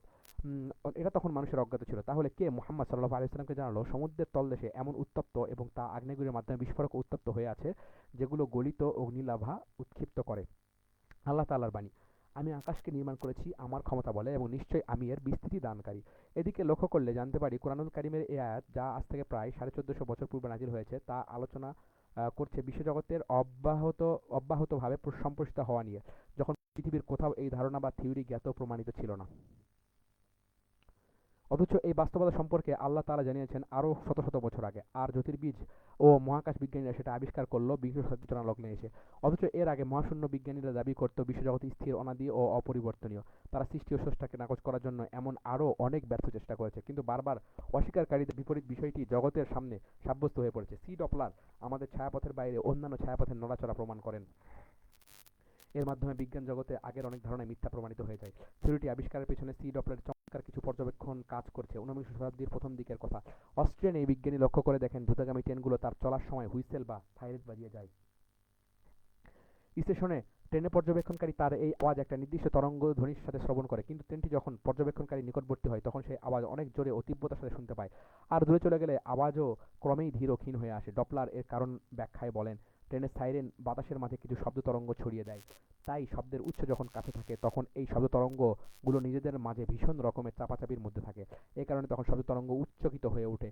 আর এর বিপরীতে শব্দের উৎস যখন দূরে সরে যায় তখন সেই শব্দ তরঙ্গ চারিদিকে বিক্ষিপ্ত হয়ে ছড়িয়ে পড়ে। তো অবশ্যই তার কিছু কিছু তরঙ্গ পর্যবেক্ষণকারীর নিকট এসে পৌঁছে। এ কারণে তখন শব্দ তরঙ্গ নিম্নমানের হয়, আওয়াজ কম হয়। বিজ্ঞানী ডপলার ঠিক একই অবস্থা সংঘটিত হতে দেখতে পান আলোর তরঙ্গের ক্ষেত্রে। আলো যখন যথেষ্ট গতিশীল কোনো উৎস থেকে পর্যবেক্ষণকারীর চোখে এসে পড়ে, তখন সেই আলোর প্রতিফলনের ক্ষেত্রে পরিবর্তন ঘটে যায়। আলোর তীব্রতা কমে যায়। আর যদি আলোর উৎসটি পর্যবেক্ষণকারীর খুবই কাছে বিদ্যমান থাকে, তখন আলোর তরঙ্গ পরস্পরের সাথে ঘন হয়ে থাকে এবং অনুভূত আলোর মাঝে পরিবর্তন ঘটতে থাকে। এটা তখন নীল বর্ণের আলোর দিকে ধাবিত হয়। এটাকে নীলাভ আহ আভা বলে অভিহিত করা হয়। আর যখন দূর থেকে আলোর উৎসটি আন্দোলিত হয়, আলোর তরঙ্গ তখন চারিদিকে বিস্তৃত ও বিকীর্ণ হয়ে পড়ে এবং অনুভূত আলোর তরঙ্গ নিম্নমানের হয়ে পড়ে, অর্থাৎ ক্রমে এটা তখন লাল বর্ণের দিকে ধাবিত হয়। আর বাহ্যিক এই অবস্থাটিকে লাল আভা বলে অভিহিত করা হয়। এটি অতি গুরুত্বপূর্ণ একটি পর্যবেক্ষণ ও থিওরি। পরে জ্যোতির্বিদরা যখন আমাদের ছায়াপথের বাইরের তারকাগুলো থেকে আগত আলোর বিশ্লেষণ ও গবেষণার নিয়ম রীতি প্রয়োগের চেষ্টা করতে থাকেন, তখন এই থিওরি বা দর্শনের গুরুত্ব আরও বহুগুণে বেড়ে যায়। 1914 সালে মার্কিন জ্যোতির্বিদ স্লিফার আমাদের থেকে সুদূরবর্তী কিছু ছায়াপথের দূরবর্তী তারকাগুলো থেকে আগত আলোর উপর ডপলারের এই থিওরি প্রয়োগ করেন। এর মাধ্যমে তার কাছে প্রমাণিত হয় তিনি যে ছায়াপথগুলো পর্যবেক্ষণ করেছিলেন তার অধিকাংশই ক্রমে আমাদের থেকে আরও দূরে সরে যাচ্ছে। এমনকি অতি দ্রুততার সাথে তারা নিজেরাও একে অন্যের থেকে প্রতিনিয়ত দূরে সরে যাচ্ছে। জ্যোতির্বিদরা এটা নিয়ে গবেষণায় লেগে পড়লেন। তারা বুঝতে চেষ্টা করলেন, তবে কি বিশ্বজগৎ নিজেও ক্রমাগত সম্প্রসারিত হচ্ছে? অর্থাৎ বিশ্বজগতের ছায়াপথগুলো কি আমাদের থেকে এবং পরস্পর থেকে অতি দূরে সরে যাচ্ছে? 1925 সালের দিকে এসে জ্যোতির্বিদ স্লিফার প্রমাণ করতে সক্ষম হন যে তার পর্যবেক্ষণে থাকা 40টা ছায়াপথ বাস্তবে অকল্পনীয় দ্রুততার সাথে আমাদের ছায়াপথ মিল্কি ওয়ে থেকে দূরে চলে গেছে এবং নিজেরাও পরস্পর থেকে প্রতিনিয়ত দূরে সরে যাচ্ছে। 1929 সালে প্রখ্যাত মার্কিন জ্যোতির্বিদ এডউইন হাবল মহাকাশ সম্বন্ধে একটি অতি সূক্ষ্ম সিদ্ধান্তে পৌঁছাতে সক্ষম হন, যার মূল বক্তব্য হলো ছায়াপথগুলো আমাদের থেকে দূরবর্তী হওয়ার দ্রুততার অনুপাতেই সেগুলো আমাদের থেকে দূরে সরে যাচ্ছে। পরবর্তী সময়ে এই থিওরি বা হাবলের সূত্র নামে প্রসিদ্ধি লাভ করে এবং এই সূত্র প্রয়োগ করে বিজ্ঞানী হাবল অনেক ছায়াপথের দূরত্ব এবং সেগুলো আমাদের থেকে দূরে সরে যাওয়ার গতি অনুমান করতে সক্ষম হন। আর এটা তিনি করেন আরেক মার্কিন জ্যোতির্বিদ মিল্টন হিউম্যাসন এর সহযোগিতায়। তিনি হাবলের সাথে ক্যালিফোর্নিয়া মাউন্ট ও উইলসন পর্যবেক্ষণ কেন্দ্রে কাজ করেন। অবশেষে 1934 সালে তারা দুজন একই সঙ্গে এই থিওরি প্রকাশ করেন। এভাবে ছায়াপথগুলো আমাদের থেকে এবং পরস্পর থেকে দূরে সরে যাওয়া বিশ্বজগতের সম্প্রসারিত হওয়ার বাস্তবতার দিকে ইঙ্গিত করে। এই বিষয়টি জ্যোতির্বিদদের মাঝে অনেক বড় প্রভাব ফেলে, বহু বিতর্কের সৃষ্টি করে, এমনকি তারা এটাকে প্রতিষ্ঠা করা এবং প্রতিহত করার ব্যাপারে বিপরীত দুটি দলে বিভক্ত হয়ে পড়ে। কিন্তু অবশেষে বিভিন্ন গাণিতিক পরীক্ষা নিরীক্ষা এবং জ্যোতির্বিদ্যা নিয়ে ব্যাপক জানাশোনা ও পর্যালোচনার পর বিষয়টি প্রমাণিত ও প্রতিষ্ঠিত হয়। যাচাই করার জন্য তাৎক্ষণিকভাবে বিজ্ঞানীরা অতি শক্তিশালী বিভিন্ন বর্ণালী বীক্ষণ যন্ত্র এবং উন্নত প্রযুক্তি ব্যবহারের মাধ্যমে তারকাগুলোর আলোর বর্ণের পরীক্ষা নিরীক্ষা করতে শুরু করেন। অনেক দিনের দীর্ঘ বিশ্লেষণ ও নিরীক্ষণের পর তারা এই ব্যাপারে নিশ্চিত হন যে আলোর বর্ণালী রেখাগুলো সর্বদাই লালের দিকে ঝুঁকে চলছে। যখনই জমিনের উপরে অবস্থিত পর্যবেক্ষণ কেন্দ্র থেকে আলোর উৎস দূরে সরে যায়, তখনই আলোর প্রতিফলন ক্ষীণ ও দুর্বল হয়ে আসে। সর্বশেষ লাল বর্ণটিই শুধু অবশিষ্ট থাকে। এভাবে বিজ্ঞানী নিশ্চিত হলেন আলোর বর্ণালী রেখাগুলো ঝোঁক লালের দিকেই। তাই তারকাগুলোর আলো ক্রমে লালে পরিণত হওয়া এটাই ইঙ্গিত করছে যে সকল তারকা ক্রমে আমাদের থেকে দূরে সরে যাচ্ছে, যার অনিবার্য পরিণতি হলো বিশ্বজগৎ প্রতিনিয়ত তার স্বাভাবিক নিয়মে সম্প্রসারিত হয়ে চলছে। আমরা তারই পবিত্রতা প্রশংসা জ্ঞাপন করি, যিনি আমাদের এই বাস্তবতা জানিয়ে দিয়েছেন আরও প্রায় 1450 বছর আগেই।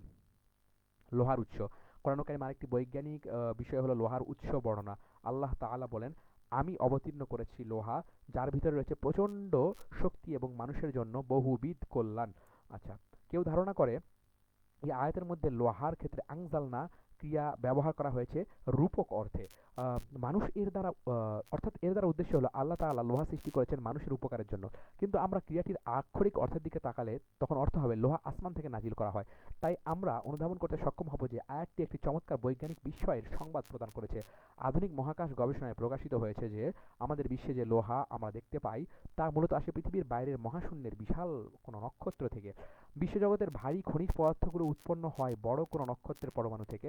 এগুলো উৎপন্ন হতে অত্যধিক ভর ও প্রজ্বলন প্রয়োজন হয়, কিন্তু আমাদের সৌরজগৎ এমন উপযুক্ত পরিমাণ বিক্রিয়া ধারণ করতে পারে না যার মাধ্যমে সে নিজেই লোহা উৎপন্ন করতে সক্ষম হবে। সুতরাং লোহা উৎপন্ন হতে হলে আমাদের সূর্য থেকেও বড় কোনো নক্ষত্রের প্রয়োজন হয়, যেখানে শত কোটি গুণ বেশি তাপ বিকিরণ হতে পারে। তাই মহাশূন্যের কোনো নক্ষত্রে যখন স্বাভাবিকের তুলনায় তার লোহার পরিমাণ বেড়ে যায়, তখন সেই বাড়তি পরিমাণের সাথে নক্ষত্রটি আর নিজেকে খাপ খাওয়াতে পারে না। পরিণামে সেটা বিস্ফোরিত হয় এবং গোটা নক্ষত্রটি প্রজ্বলিত জ্বলন্ত অগ্নিকুণ্ডে পরিণত হয় অথবা সুপারনোভার সৃষ্টি হয়। এটা এমন এক নক্ষত্র হঠাৎ যার আলোর ঝলকানি বহুগুণে বেড়ে যায় এবং কয়েক মাস কিংবা কয়েক বছর পর সেটা আবার প্রশমিত হয়ে আসে।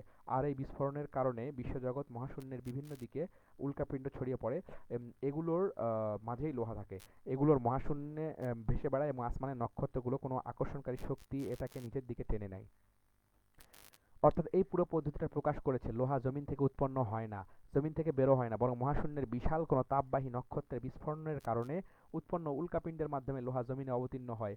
বর্ণিত আয়াতটিও সেদিকে ইঙ্গিত করেছে। একথাই সুস্পষ্ট যে লৌহকেন্দ্রিক এই বৈজ্ঞানিক বাস্তবতা নিয়ে পৃথিবীতে কোরআনুল কারীম যখন নাজিল হয়েছিল, সেই খ্রিস্টীয় সপ্তম শতাব্দীতে এটা কারো বৈজ্ঞানিক জ্ঞান হিসাবে একেবারেই পরিচিত ছিল না।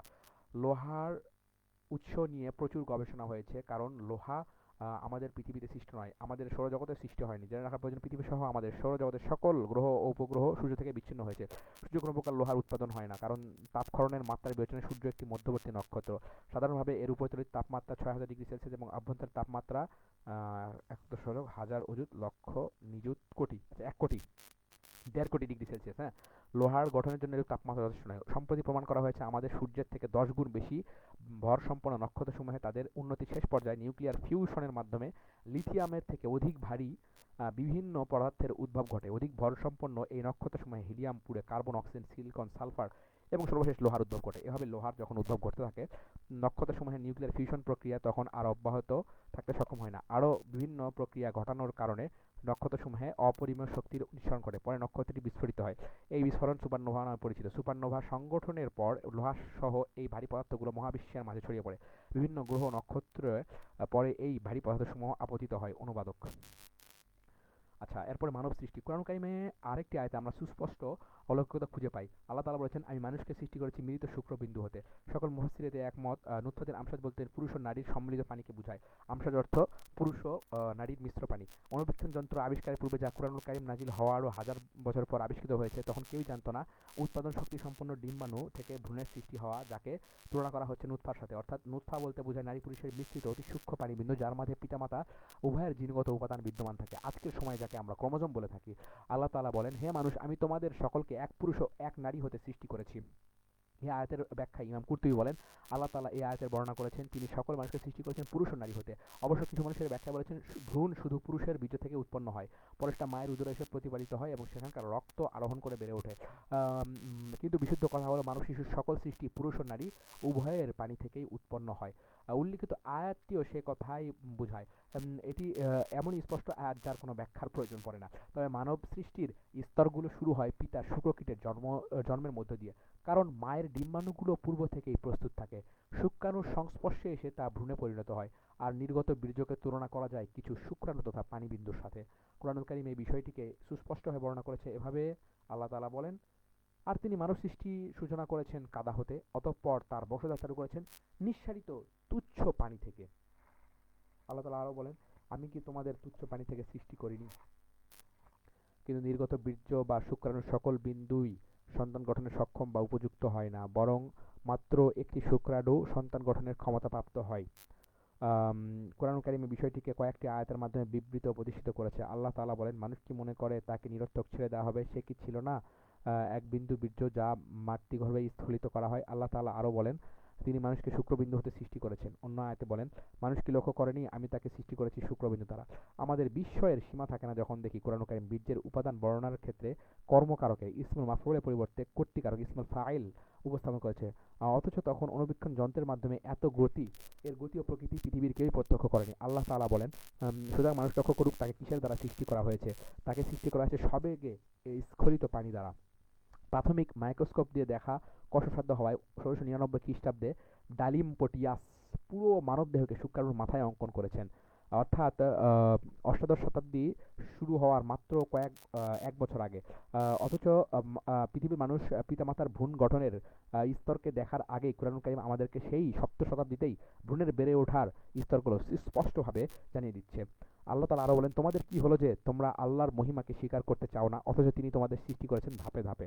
ভ্রূণ বেড়ে ওঠার প্রথম ধাপ নিয়ে আপনি অবাক হবেন।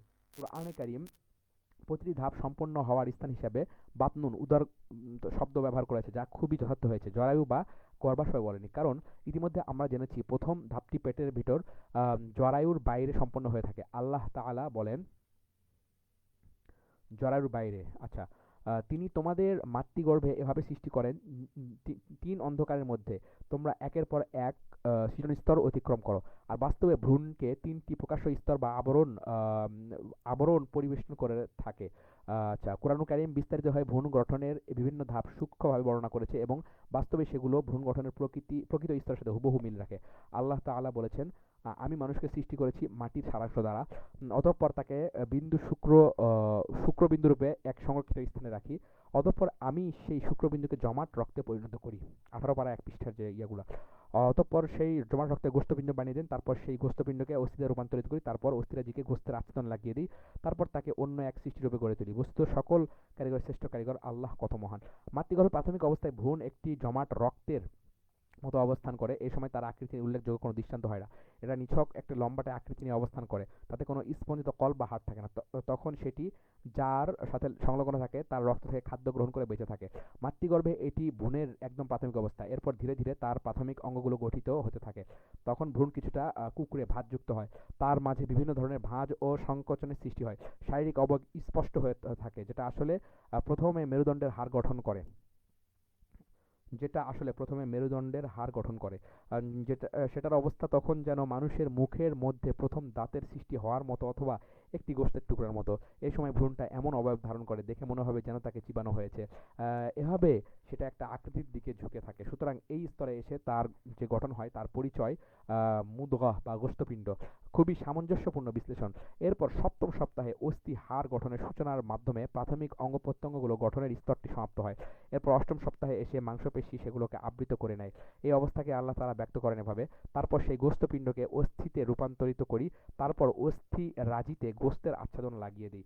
এটা খুবই অসাধারণ একটি বৈজ্ঞানিক ব্যাখ্যা। এর আগে অন্য কোনো গ্রন্থে, এমনকি কোনো ঐশী গ্রন্থেও এই বর্ণনা উপস্থাপিত হয়নি। এভাবে অষ্টম সপ্তাহে প্রাথমিক অঙ্গ প্রত্যঙ্গ গঠনের স্তর সমাপ্ত হয়। আর মূলত সপ্তম সপ্তাহের পরে প্রাথমিক আকৃতি সম্পন্ন হওয়ার পর ভ্রূণটি ধীরে ধীরে মানব আকৃতি ধারণ করতে থাকে। এরপর আর নতুন কিছু ঘটিত হওয়ার বাকি থাকে না, বরং শুধু আকৃতিটা বাড়তে থাকে, গঠনটি সামঞ্জস্যশীল হতে থাকে এবং মাথা ও ভ্রূণের মাঝে যোগসূত্র তৈরি হতে থাকে। এই অবস্থাটিকে আল্লাহ তাআলা বর্ণনা করেন এভাবে, তারপর তাকে অন্য এক সৃষ্টিরূপে গড়ে তুলি। বস্তুত সকল কারিগরের চেয়ে শ্রেষ্ঠ কারিগর আল্লাহ কত মহান। এখন একজন স্বাভাবিক বিবেক বুদ্ধি সম্পন্ন ব্যক্তিও দৃঢ় বিশ্বাস করতে বাধ্য হবে, বিষয় থেকে সামান্যতম বিচ্যুত না হয় এ সকল বৈজ্ঞানিক বাস্তবতা নিয়ে কুরআনুল কারীম এমন সূক্ষ্ম ও অভ্রান্ত বর্ণনা উপস্থাপন করেছে, অনুবীক্ষণ যন্ত্র দ্বারা না দেখে এগুলোর এমন নিখুঁত বর্ণনা কোনো মানুষের দ্বারা সম্ভব নয়। অথচ অন্যরা এটা জেনেছে এই কিছুদিন আগে, বৈজ্ঞানিক রেনেসাঁর যুগে এসে, বিশেষ করে সর্বশেষ 3 শতাব্দীতে। এ কারণে ইসলামের ত্রুটি অন্বেষণকারীরা যে সকল কথা বলে, তারা অবাধ্যতা, হঠকারিতা ও বিজ্ঞানের বাস্তবতা সম্পর্কে অজ্ঞতার কারণে এবং কুরআনুল কারীমে বর্ণিত ওহীর প্রমাণাদি সম্পর্কে ভুল ধারণা পোষণের কারণে এ সকল কথা বলে। এছাড়া আমরা যদি কুরআনুল কারীমে বর্ণিত বিজ্ঞান বিষয়ক আয়াতসমূহ নিয়ে চিন্তাভাবনা করি, তখন সেখানে বিস্ময়ে অভিভূত হওয়ার মতো চমৎকার সব বিষয় পাই। যেমন আমরা দুধ ভাইয়ের সাথে বিবাহ হারাম হওয়ার হিকমত এবং এই আয়াতের মধ্যে যে বিস্ময়কর বৈজ্ঞানিক সূত্র রয়েছে সেটা নিয়ে চিন্তা করতে পারি। আমরা জানি কুরআনুল কারীম দুধ ভাইকেও রক্তের সম্পর্ক মতো আপন ভাইয়ের মতো সাব্যস্ত করেছে। এই কারণে দুধ ভাইয়ের জন্য দুধ বোনের সাথে বৈবাহিক সম্পর্ক স্থাপনকে হারাম ঘোষণা করেছে। আল্লাহ তাআলা বলেন, তোমাদের জন্য হারাম করা হয়েছে তোমাদের মা, তোমাদের মেয়ে, তোমাদের বোন, তোমাদের ফুফু, তোমাদের খালা, তোমাদের ভাতিজি, তোমাদের ভাগ্নি, তোমাদের সেই সকল মা যারা তোমাদেরকে দুধ পান করিয়েছে, তোমাদের দুধ বোন। আধুনিক কালের পরীক্ষিত বিজ্ঞান প্রমাণ করে মায়ের দুধে এমন উপাদান রয়েছে 3 কি 5 ঢোক পরিমাণ দুধ পান করার মাধ্যমে দুধ পানকারী সন্তানের শরীরে রোগ প্রতিরোধ ক্ষমতা সৃষ্টি হয়। মানব শিশুর শরীরে রোগ প্রতিরোধ ক্ষমতা তৈরি হওয়ার ক্ষেত্রে এই পরিমাণ দুধকে উপযুক্ত ধরা হয়। এমনকি এই পরিমাণ দুধ সদ্য ভূমিষ্ঠ অন্য কোনো প্রাণীর মাঝেও রোগ প্রতিরোধ ক্ষমতা তৈরিতে সহায়তা করে এবং এমন প্রাণীর ক্ষেত্রেও করে যার শারীরিক গঠন এখনো পূর্ণতায় উপনীত হয়নি। সুতরাং শিশু যখন দুধ পান করবে, স্বাভাবিকভাবেই দুধদানকারী নারীর দুধ থেকে সৃষ্ট রোগ প্রতিরোধ ক্ষমতার মাধ্যমে বিশেষ জিনগত বৈশিষ্ট্য সেই শিশুর মাঝে সঞ্চারিত হবে। আর এই কারণে সে তার দুধ ভাই বা বোনের সাথে জিনগত বৈশিষ্ট্যের ক্ষেত্রে সাদৃশ্যপূর্ণ হয়ে যাবে। আর হতে পারে সেই বোনের সাথে তার দাম্পত্য সম্পর্ক সৃষ্টি হলে এই রোগ প্রতিরোধকারী কণাগুলো তাদের বিভিন্ন রোগের দিকে ঠেলে দেবে। কোরআনুল কারীমে আলোচ্য আয়াতে এভাবেই আমরা দুধ বোনের সাথে বিবাহ হারাম হওয়ার একটি সূক্ষ্ম কার্যকারণ দেখতে পাই। আর হাদিসে এই দুধ পানের পরিমাণ নির্ধারিত হয়েছে 5 ঢোক বা চুমুক। এই হলো কোরআনুল কারীমে বর্ণিত বৈজ্ঞানিক অলৌকিকতার অল্প কিছু নমুনা।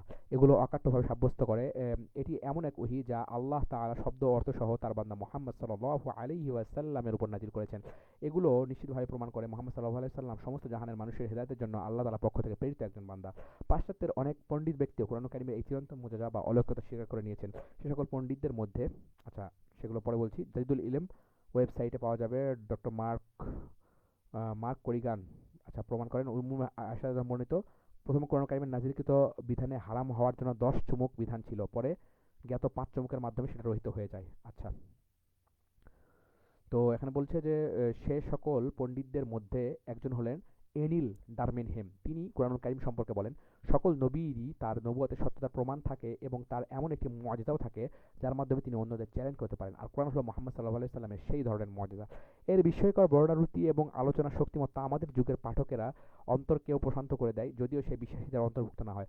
মুহাম্মদ সাল্লাল্লাহু আলাইহি সাল্লাম মানবজাতি এবং জিনজাতিকে এমন একটি রচনা উপস্থাপনের জন্য চ্যালেঞ্জ করেছেন, আর এই চ্যালেঞ্জটি মুহাম্মদ সাল্লাল্লাহু আলাইহি সাল্লামের নবুয়তের সবচেয়ে বেশি শক্তিশালী প্রমাণ। ইতিহাস বর্ণনায় অলৌকিকতা। কুরআনুল কারীম অতীত ব্যক্তিদের ইতিহাস বর্ণনায় অনেক গুরুত্ব প্রদান করেছে। এগুলোর মাধ্যমে তার বিরোধিতাকারীদের প্রতি একটা চ্যালেঞ্জ ছুড়ে দিয়েছে। এর কারণে কুরআনুল কারীম এমন মানুষদের জীবন সম্পর্কে সুসংবাদ প্রদান করেছে যারা হাজার বছর ধরে প্রবল শক্তিমত্তা, সীমাহীন ভোগবিলাস এবং শৌখিনতা নিয়ে জীবন অতিবাহিত করেছে, অথচ কোনো ইতিহাসের এই দিকে এতদূর পৌঁছাতে পারেনি। তার বস্তুনিষ্ঠ প্রমাণ প্রদান তো দূরের কথা। কুরআনুল কারীম অনেকগুলো উদ্দেশ্য নিয়ে অতীত জাতিগুলোর ইতিহাস বর্ণনা করেছে, স্পষ্টভাবে জানিয়েছে তার উদ্দেশ্য নিছক কোনো সান্ত্বনা প্রদান বা সময় পার করা নয়, বরং এ সকল ঘটনা উপস্থাপনের প্রধান উদ্দেশ্য হলো উপদেশ ও হিকমত বর্ণনা করা। আল্লাহ তাআলা বলেন, নিশ্চয় তাদের ঘটনার বোধসম্পন্ন ব্যক্তির জন্য শিক্ষা গ্রহণের উপাদান আছে। এটা এমন কোনো বাণী নয় যা মিছামিছি গড়ে নেওয়া হয়েছে, বরং এটা এর পূর্ববর্তী কিতাব সমূহের সমর্থক, সবকিছুর বিশদ বিবরণ এবং ঈমানদার জাতির জন্য হেদায়েত ও রহমতের উপকরণ। কুরআনুল কারীমের ঐতিহাসিক অলৌকিকতার কথা উল্লেখ করতে গিয়ে ইমাম সুয়ুতী বলেন, এই কুরআন বর্ণনা করেছে অতীতের বিভিন্ন ঘটনা ও অনেক ধ্বংসপ্রাপ্ত জাতির ইতিহাস এবং যুগে যুগে আবর্তিত বিভিন্ন ধর্মের বিবরণ।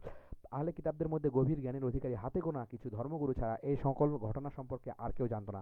মুহাম্মদ সাল্লাল্লাহু আলাইহি সাল্লাম সেই অজানা অলেখা ঘটনাগুলো নির্ভুলভাবে বর্ণনা করেছেন এবং সেগুলো যথাযথ বক্তব্যকে উপস্থাপন করেছেন, অথচ তিনি ছিলেন একজন উম্মি। আচ্ছা, মানুষ আসলেই মানুষই শতাব্দীর পর শতাব্দী অতিবাহিত হয়েছে, হয়তো সামনে আরও বহু শতাব্দী আসবে, কিন্তু কিছুতেই মানুষের স্বভাব পরিবর্তন হওয়ার নয়। তার মৌলিকতা বদল হওয়ার নয়। এ কারণে কোরআনুল কারীম নবীদের বিবরণের সাথে সাথে পূর্ববর্তী জাতিগুলোর ঘটনাও সংরক্ষণ করেছে। বহু যুগ শতাব্দী অতিবাহিত হওয়ার পর কোরআনুল কারীম আবার নতুনভাবে তাদের কথা মানুষের সামনে এনেছে, যাতে করে একই রোগে আক্রান্ত মানুষেরা এর দ্বারা চিকিৎসা গ্রহণ করতে পারে। কোরআনে বহু ঘটনার বিবরণ দেওয়া হয়েছে সামাজিক সে সকল ব্যাধি ও রোগের চিকিৎসার জন্য এবং শিক্ষা ও সতর্কতার মাধ্যমে এর রোগ জীবাণুগুলো দূর করার জন্য। উদাহরণ হিসেবে আমরা হযরত নূহ আলাইহিস সালামের ঘটনা নিয়ে চিন্তা করতে পারি। কোরআনে এই ঘটনার বিস্তারিত বিবরণ এসেছে। ঘটনা শুরু হয়েছে নূহ আলাইহিস সালাম তার জাতিকে ৯৫০ বছর দাওয়াত প্রদান করেন, কিন্তু তার সম্প্রদায়ের নেতৃবর্গ সীমাহীন হঠকারিতা প্রদর্শন করে এবং তাকে মিথ্যা প্রতিপন্ন করে। অল্প সংখ্যক মানুষই তার উপর বিশ্বাস স্থাপন করে। এরপর আল্লাহর নির্দেশে তিনি জাহাজ বানানো শুরু করেন। পূর্ব প্রতিষ্ঠিত সেই মহাপ্লাবনের সময় মুমিনরা তাতে আরোহণ করেন। আরও আছে মহাপ্লাবনের ভয়াবহ বর্ণনা। নূহ আলাইহিস সালামের ছেলে ও তার স্ত্রী নিমজ্জিত হওয়া এবং এরপর পৃথিবীতে হযরত নূহ আলাইহিস সালাম এবং মুমিনদের কর্তৃত্ব বসবাস শুরু। এসব ঘটনার বিস্তারিত নির্ভুল বিবরণ রাসূলুল্লাহ সাল্লাল্লাহু আলাইহি ওয়াসাল্লাম কিভাবে জানতে পারলেন? যেখানে অন্যান্য ঐশী গ্রন্থে শুধু ঘটনার কিছু দিক বর্ণনা করা হয়েছে, অন্য দিকগুলো সেখানে অনুপস্থিত, কিন্তু রাসূলুল্লাহ সাল্লাল্লাহু আলাইহি ওয়াসাল্লাম সবকিছু বিবরণ দিয়েছেন পূর্ণ নিশ্চয়তার সাথে। এ কারণে আমাদের প্রতিপালক নূহ আলাইহিস সালামের ঘটনার সমাপ্তি টেনেছেন এভাবে, যালিকা মিন আম্বা তিলকা মিন আম্বা নুহিহা ইলাইক, এগুলো গায়েবের কিছু বৃত্তান্ত যা আমি ওহীর মাধ্যমে আপনাকে জানাচ্ছি। এসব বৃত্তান্ত আপনি ইতিপূর্বে জানতেন না এবং আপনার সম্প্রদায়ও না। সুতরাং ধৈর্য ধারণ করুন, শেষ পরিণাম মুত্তাকিদেরই অনুকূলে থাকবে। ইন্নাল আকিবাতা লিল মুত্তাকিন। কোরআনুল কারীমের ঘটনাগুলোর মধ্যে এই ঘটনা এই যে ঘটনা নিশ্চিত বিবরণ এবং নির্ভুল ইতিহাস, এটাই প্রমাণ করে কোরআনুল কারীম তার ঐতিহাসিক নিশ্চয়তার ক্ষেত্রে এক মহাবিস্ময়। এর মাঝে রয়েছে অসংখ্য বিবরণ যেগুলো অন্তরকে পরিশুদ্ধ করে এবং মানুষের চারিত্রিক উন্নতি সাধন করে। কোরআনুল কারীমের ঐতিহাসিক অলৌকিকতার বিবরণের মধ্যে আরেকটি স্পষ্ট উদাহরণ হলো কোরআনের মধ্যে মুসা আলাইহিস সালাম ও ফেরাউনের সাথে হামানের নাম উল্লেখ করা এবং হামানকে ফেরাউনের একজন নৈকট্যশীল হিসেবে উপস্থাপন করা। আল্লাহ তাআলা ফেরাউনের ভাষায় বলেন, হে হামান, তুমি আমার জন্য আগুন দিয়ে বাতি জ্বালাও। ফাউকিদ লি ইয়া হামান, হ্যাঁ, ফেরাউনের ভাষায় বলেন, হে হামান, তুমি আমার জন্য আগুন দিয়ে মাটি জ্বালাও এবং ইট তৈরি করো, এবং আমার জন্য একটি উঁচু ইমারত তৈরি করো, হ্যাঁ। ফাজআললি সরহান লাআল্লি আত্তালিউ, যাতে আমি তার উপর উঠে মুসার প্রভুকে উকি মেরে দেখতে পারি। আত্তালিউ ইলা ইলাহি মুসা, এই যে আত্তালিউ, উকি মেরে দেখা। ওয়া ইন্নী লাআযুন্নুহু মিনাল কাযিবিন, আমি মনে করি সে একজন মিথ্যাবাদী। কোরআনুল কারীম হামানের যে চরিত্র তুলে ধরেছে, ওল্ড টেস্টামেন্টের এক গ্রন্থে তার বিপরীত চরিত্র প্রকাশ করা হয়েছে। সে গ্রন্থে হামানকে বাবেলের ইরাক এক বাদশার সহযোগী হিসেবে উল্লেখ করা হয়েছে, এবং সে বনি ইসরায়েলের অনেক ক্ষতি সাধন করে। অথচ এই ঘটনা সংঘটিত হয়েছে হযরত মুসা আলাইহিস সালামের ইন্তেকালের প্রায় 1100 বছর পর। 1100 বছর পরে, ওকে। আচ্ছা, কিন্তু ফেরাউন কেন্দ্রিক বর্তমান সকল উদ্ভাবন ও আবিষ্কার কোরআনুল কারীমের বর্ণনাকে বিশুদ্ধ সাব্যস্ত করেছে। বিভিন্ন লিখিত বর্ণনা এবং হাইরোগ্লিফিক চিত্র অনেক গুরুত্বপূর্ণ বিষয়ের পরিচয় তুলে ধরেছে। সেখানে দেখা গিয়েছে প্রাচীন মিশরের লিপিগুলোতে হামানের নাম এসেছে। যে পাথরের উপর তার নাম অঙ্কিত, সে পাথরটি বর্তমানে অস্ট্রিয়ার রাজধানী ভিয়েনায় অবস্থিত হাউফ জাদুঘরে সংরক্ষিত রয়েছে। এমনইভাবে তার নাম উল্লেখিত হয়েছে, এই যে কি বড় কথা, মুআজাম আসমা লাহশা ফি আম্বারি, যাই হোক, সংগঠন, আচ্ছা, dictionary of personal name of new empire সংগঠন, যেটা লিখিত হয়েছে প্রাচীন মিশরের সকল পাথর ও ফলকে অঙ্কিত জ্ঞাত নামগুলোর উপর ভিত্তি করে।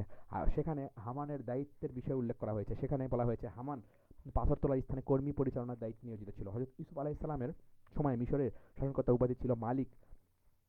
সব উপাধি হিসেবে মালিক শব্দ ব্যবহার করাটা কোরআনুল কারীমের আরেক ঐতিহাসিক বিবরণ। আল্লাহ তাআলা বলেন, ওয়াকাল আল মালিকু ইন্নী আরা সাবা বাকারাত, বাদশা বলল, আমি দেখলাম 7টি মোটা তাজা গাভী। এই আয়াতে মিশরের বাদশাকে মালিক বলে উল্লেখ করা হয়েছে, অথচ এই একই শাসকের ক্ষেত্রে তাওরাত ফেরাউন উপাধি ব্যবহার করেছে। কিন্তু হযরত ইউসুফ আলাইহিস সালামের সময়ে শাসকের ক্ষেত্রে কোরআনুল কারীমে ফেরাউন উপাধি ব্যবহার না করার কারণ হলো সেই সময় হযরত ইউসুফ আলাইহিস সালাম মিশরের শাসকের জন্য ফারাও, হ্যাঁ, সেই সময়ে মিশরের শাসকের জন্য ফারাও, এটাই ছিল ফেরাউনের আসল উপাধি। আচ্ছা, ফারাও উপাধি ব্যবহার করা হতো না, ওকে। বরং তখনকার সম্রাট নিজেকে মালিক, রাজকীয় প্রাসাদের মালিক উপাধিতে পরিচয় প্রদান করতেন। আর মিশরের শাসকের জন্য ফেরাউন উপাধি ব্যবহার শুরু হয় হযরত ইউসুফ আলাইহিস সালামের ইন্তেকালের অন্তত 200 বছর পর থেকে। এই হিসাবে মুসা আলাইহিস সালামের সময় মিশরের শাসকের উপাধি ফেরাউন ব্যবহার করা হতো, এটাই সঠিক ব্যবহার। এভাবেই কোরআনুল কারীমে ঐতিহাসিক অলৌকিকতা প্রকাশিত হয়। বিষয়টা ছিল খুবই সূক্ষ্ম এবং একটি ঐতিহাসিক সত্যতার উপর প্রতিষ্ঠিত। এই কারণে কোরআনুল কারীম শুধু মুসা আলাইহিস সালামের সময়ের শাসকের ক্ষেত্রে ফেরাউন উপাধি ব্যবহার করেছে, তার আগের শাসকের ক্ষেত্রে এই উপাধি ব্যবহার করেনি। অথচ তাওরাতে বাদ বিচার ছাড়াই ব্যাপকভাবে ইব্রাহিম, ইউসুফ, মুসা আলাইহিমুস সালামের যুগের মিশরের সকল শাসকের ক্ষেত্রে ফেরাউন উপাধি এসেছে। বাস্তবতা হলো মিশরবাসী ইব্রাহিম ও ইউসুফ আলাইহিস সালামের যুগের মিশরের শাসকদের ক্ষেত্রে ফেরাউন উপাধি ব্যবহার করা হতো না। আমাদের এই আলোচনাটি ইমাম ফখরুদ্দীন রাজি রাহিমাহুল্লাহ এর একটি চমৎকার বর্ণনা দিয়ে সমাপ্ত করতে চাই। তিনি বলেন, এই সকল ঘটনা মুহাম্মদ সাল্লাল্লাহু আলাইহি ওয়াসাল্লামের নবুয়তের সত্যতা প্রমাণ বহন করে, কারণ তিনি ছিলেন একজন উম্মি, কোনো কিতাব অধ্যয়ন, আচ্ছা, কোনো শিক্ষকের ছাত্রত্ব গ্রহণ করেননি। হ্যাঁ, এইটা হচ্ছে আসল কথা। তাই তিনি সরাসরি আল্লাহ ওনার উস্তাদ। তাই তিনি যখন কোনো ধরনের বিকৃত ভুল ছাড়া এই ঘটনাগুলো বর্ণনা করেছেন, তাহলে বোঝা যায় এগুলো তিনি কেবল আল্লাহ তাআলার পক্ষ থেকে ওহীর মাধ্যমে অবগত হয়েছেন, আর এটাই নবুয়তের সত্যতার অকাট্য প্রমাণ। অথচ এদিকে ব্রিটিশ এনসাইক্লোপিডিয়া জানাচ্ছে মালিক শব্দটি ব্যবহার করা হতো সেই সকল যাযাবর লোকদের ক্ষেত্রে যারা ১৬৩৮ থেকে ১৫৪০ খ্রিস্টপূর্ব সময় অর্থাৎ ইউসুফ আলাইহিস সালামের মিশরে আগমনের সময় জোর করে মিশরে বসতি স্থাপন করেছিল। ভবিষ্যৎ বর্ণনায় অলৌকিকতা। আচ্ছা, কুরআনুল কারীমের অলৌকিকতার উজ্জ্বলতম প্রমাণগুলোর মধ্যে অন্যতম হলো তার ভবিষ্যৎবাণী। অর্থাৎ কুরআনুল কারীম এমন কিছু বিষয় ভবিষ্যৎ সংবাদ প্রদান করেছে যা ভবিষ্যতে সংঘটিত হবে, এবং কুরআনুল কারীম যেভাবে যা সংঘটিত হওয়ার সংবাদ প্রদান করেছে তা সেভাবেই সংঘটিত হয়েছে, কোনো পরিবর্তন বা অন্যথা হয়নি। কোনো মানুষের জন্য কিছুতেই এটা সম্ভব না। অথচ কুরআনুল কারীমে এ ধরনের অনেক বিষয় রয়েছে, আমরা সেগুলোর মাত্র কয়েকটি এখানে উপস্থাপন করার ইচ্ছা রাখি, যাতে অন্যগুলোর সাথে এগুলো প্রমাণ হিসাবে পরিগণিত হয়। ভবিষ্যৎ বর্ণনার অলৌকিকতার উদাহরণ হিসেবে কুরআনুল কারীমের নিচের আয়াত উপস্থাপন করা যেতে পারে। আল্লাহ তাআলা বলেছেন, আলিফ লাম মিম, রোমানরা নিকটবর্তী অঞ্চলে পরাজিত হয়েছে, কিন্তু তাদের পরাজয়ের পর বিজয় অর্জন করবে। হ্যাঁ, কয়েক বছরের মধ্যে সমস্ত ক্ষমতা আল্লাহরই, পূর্বেও এবং পরেও। সেদিন মুমিনগণ আনন্দিত হবে আল্লাহ প্রদত্ত বিজয়ের কারণে। তিনি যাকে ইচ্ছা বিজয় দান করবেন, তিনি ক্ষমতার মালিক, পরম দয়ালু বটে। মূল ঘটনা হলো অগ্নিপূজক পারস্য জাতি আহলে কিতাব খ্রিস্টান রোমানদের পরাজিত করে। তখন মক্কায় কাফেররা নবী সাল্লাল্লাহু আলাইহি ওয়াসাল্লাম ও তার সাথীদের এটা শুনিয়ে আনন্দ প্রকাশ করতে থাকে, বলতে থাকে, অগ্নিপূজক রোমানরা যেমন কিতাবধারী খ্রিস্টানদের পরাজিত করেছে, তেমনি আমরা তেমন কিতাবধারী তোমাদের পরাজিত করব। আচ্ছা, তখন আল্লাহ তাআলা এই আয়াতগুলো নাজিল করেন। এতে আরবদের চ্যালেঞ্জ প্রদান করা হয় এবং মুমিনদের সুসংবাদ প্রমাণ করা হয়, কারণ এতে অন্তত কিতাবের প্রতি ঈমান স্থাপনকারী লোকদের বিজয় অর্জিত হবে। কিন্তু এখানে আলোচনার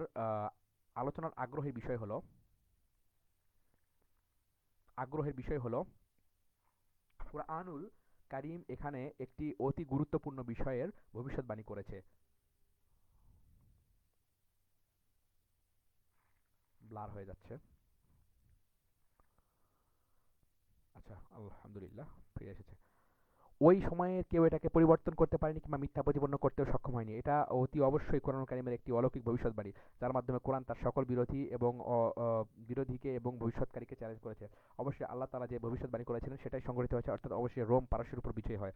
এদিকে আরবে তখন চলছিল বদরের যুদ্ধ, যেখানে মুমিনরা মুশরিকদের বিরুদ্ধে বিজয়ী হয়। কোরআনুল কারীমের যে আয়াতগুলো মক্কার দুর্বল মুসলমানদের ভবিষ্যৎবাণীর মাধ্যমে সুসংবাদ প্রদান করেছিল, অচিরেই তারা তাদের শত্রুদের উপর বিজয়ী হবে এবং তাদের রাজত্ব প্রতিষ্ঠা হবে। সে আয়াতে আল্লাহ তাআলা বলেন, সাইয়ুহজামুল জামউ ওয়া ইউওয়াল্লুনাদ দুবুর, এই দল অচিরেই পরাস্ত হবে এবং তারা পিছনে ফিরে পালাবে। ইবনে কাসির রাহিমাহুল্লাহ তার তাফসীর গ্রন্থে উল্লেখ করেছেন, এই আয়াত যখন নাজিল হলো তখন উমর রাদিয়াল্লাহু আনহু বললেন, কোন দলটি পরাজিত হবে আর কোন দলটি বিজয়ী হবে? এরপর যখন বদর যুদ্ধ সংঘটিত হলো সেই সময় অবস্থা বর্ণনা করে হযরত ওমর বলেন, আমি দেখলাম রাসূলুল্লাহ সাল্লাল্লাহু আলাইহি ওয়াসাল্লাম বর্ম পরে আছেন আর মুখে বলছেন, এই দল অচিরেই পরাস্ত হবে এবং তারা পিছনে ফিরে পালাবে। ওমর রাদিয়াল্লাহু আনহু বলেন, ওই দিন আমি এই আয়াতের ব্যাখ্যা বুঝতে পারলাম। ভবিষ্যৎবাণীর অলৌকিকতার আরেকটি ঘটনা হলো আল্লাহ তাআলা রাসূল সাল্লাল্লাহু আলাইহি ওয়াসাল্লাম এবং মুমিনদের মসজিদুল হারামে প্রবেশ এবং পবিত্র কাবার তাওয়াফ করার অগ্রিম সুসংবাদ প্রদান করেন। লাকাদ সাদাকাল্লাহু রাসূলাহু রুইয়া, এই আয়াতটা হুদায়বিয়া থেকে ফেরার সময় আয়াতটা নাযিল হয়। ইবনে কাসির রাহিমাহুল্লাহ এই আয়াতের ব্যাখ্যায় বলেন, রাসূল সাল্লাল্লাহু আলাইহি ওয়াসাল্লামকে স্বপ্নে দেখানো হয় তিনি মক্কায় প্রবেশ করছেন, বাইতুল্লাহ তাওয়াফ করছেন। এরপর এই স্বপ্নের কথা তিনি মদিনার সাহাবীদের বললেন। এরপর তারা যখন হুদায়বিয়ার বছরে মক্কার দিকে যাত্রা করলেন, তাদের সকলেরই প্রবল ধারণা করলো এই বছরই সেই স্বপ্ন বাস্তবে পরিণত হবে। এরপর হুদায়বিয়ায় যা ঘটার তা তো ঘটলো, তাদের বাধা প্রদান করা হলো, সন্ধি সম্পাদিত হলো। এবছর তাদের স্বপ্নভঙ্গের বেদনা নিয়েই মদিনায় ফিরে আসতে হলো, এই শর্তে যে আগামী বছর তারা আবার আসবে। অর্থাৎ তাদের ধারণা ভুল প্রমাণিত হলো। এ কারণে কিছু সাহাবীর অন্তরে সংশয় সৃষ্টি হলো। এমনকি হযরত ওমর ইবনে খাত্তাব রাদিয়াল্লাহু আনহু এই বিষয়ে রাসূলুল্লাহ সাল্লাল্লাহু আলাইহি ওয়াসাল্লামকে জিজ্ঞেস করলেন, আপনি কি আমাদের সংবাদ প্রদান করেননি আমরা বাইতুল্লাহ যাব এবং তাওয়াফ করব? উত্তরে রাসূল সাল্লাল্লাহু আলাইহি ওয়াসাল্লাম বললেন, হ্যাঁ অবশ্যই আমি তোমাদেরকে সংবাদ দিয়েছি, কিন্তু কোন বছর আমরা আসবো তা কি বলেছি? ওমর বললেন, না। নবীজি বললেন, তুমি অবশ্যই সেখানে যাবে এবং তাওয়াফ করবে। এই প্রতিশ্রুতি পরের বছরই বাস্তবায়িত হয়েছিল। রাসূলুল্লাহ সাল্লাল্লাহু আলাইহি ওয়াসাল্লাম নিজে এবং তার সকল সাহাবী ঠিক সেভাবেই উমরা পালন করেন, যেভাবে আল্লাহ তাআলা কুরআনুল কারীমে ভবিষ্যৎবাণী করেছিলেন। অর্থাৎ মসজিদুল হারামে নিরাপদে তাওয়াফ করা, মাথা মুন্ডানো, চুল ছাঁটা। আর এই ঘটনা সংঘটিত হয়েছিল হিজরতের ৭ম বছরে জিলকদ মাসে। নিশ্চয়ই কুরআনুল কারীম যেভাবে ভবিষ্যৎবাণী করেছে এবং সুসংবাদ প্রদান করেছে, কোনো ধরনের ব্যতিক্রম এবং সময় হেরফের না হয়ে মুসলমানদের জীবনে সেই বিষয়গুলো হুবহু সেভাবেই সংঘটিত হওয়া স্পষ্টভাবে আল্লাহ তাআলার কথা এবং তার রাসূলের নবুয়তের সত্যতার প্রমাণই বহন করে।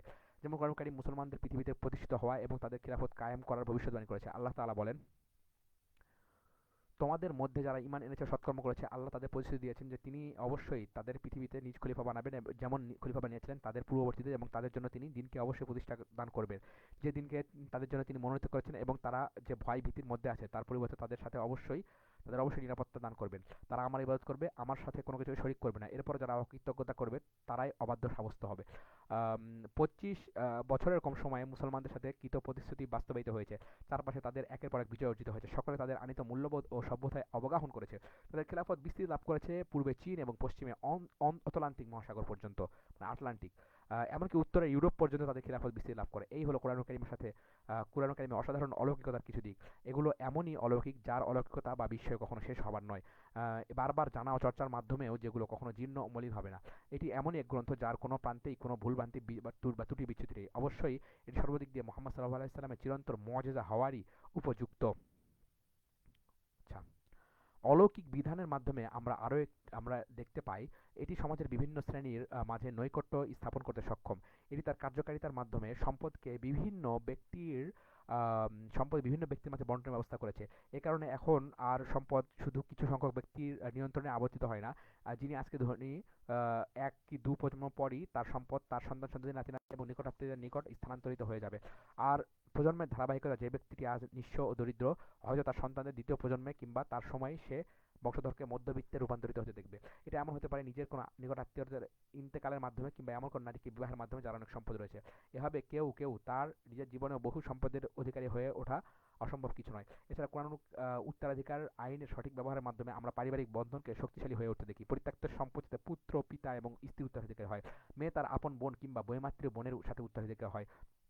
আর যে সকল ব্যক্তি উত্তরাধিকার সূত্রে সম্পদ প্রাপ্ত হয় না, কোরআন কারীম তাদের পরিত্যক্ত সম্পদ থেকে ওসিয়তের মাধ্যমে সম্পদ প্রদানের প্রতি আহ্বান করেছে। আল্লাহ তাআলা বলেন, তোমাদের উপর ফরজ করা হয়েছে, হ্যাঁ, ইদা হাদরা আহাদাকুম মাউত, তোমাদের মধ্যে কেউ যদি অর্থ সম্পদ রেখে যায়, তবে যখন তার মৃত্যুক্ষণ উপস্থিত হবে তখন নিজ পিতামাতা ও আত্মীয়স্বজনের পক্ষে ন্যায়সঙ্গতভাবে ওসিয়ত করবে। এটা মুত্তাকীদের জন্য অবশ্য কর্তব্য। হ্যাঁ, আচ্ছা,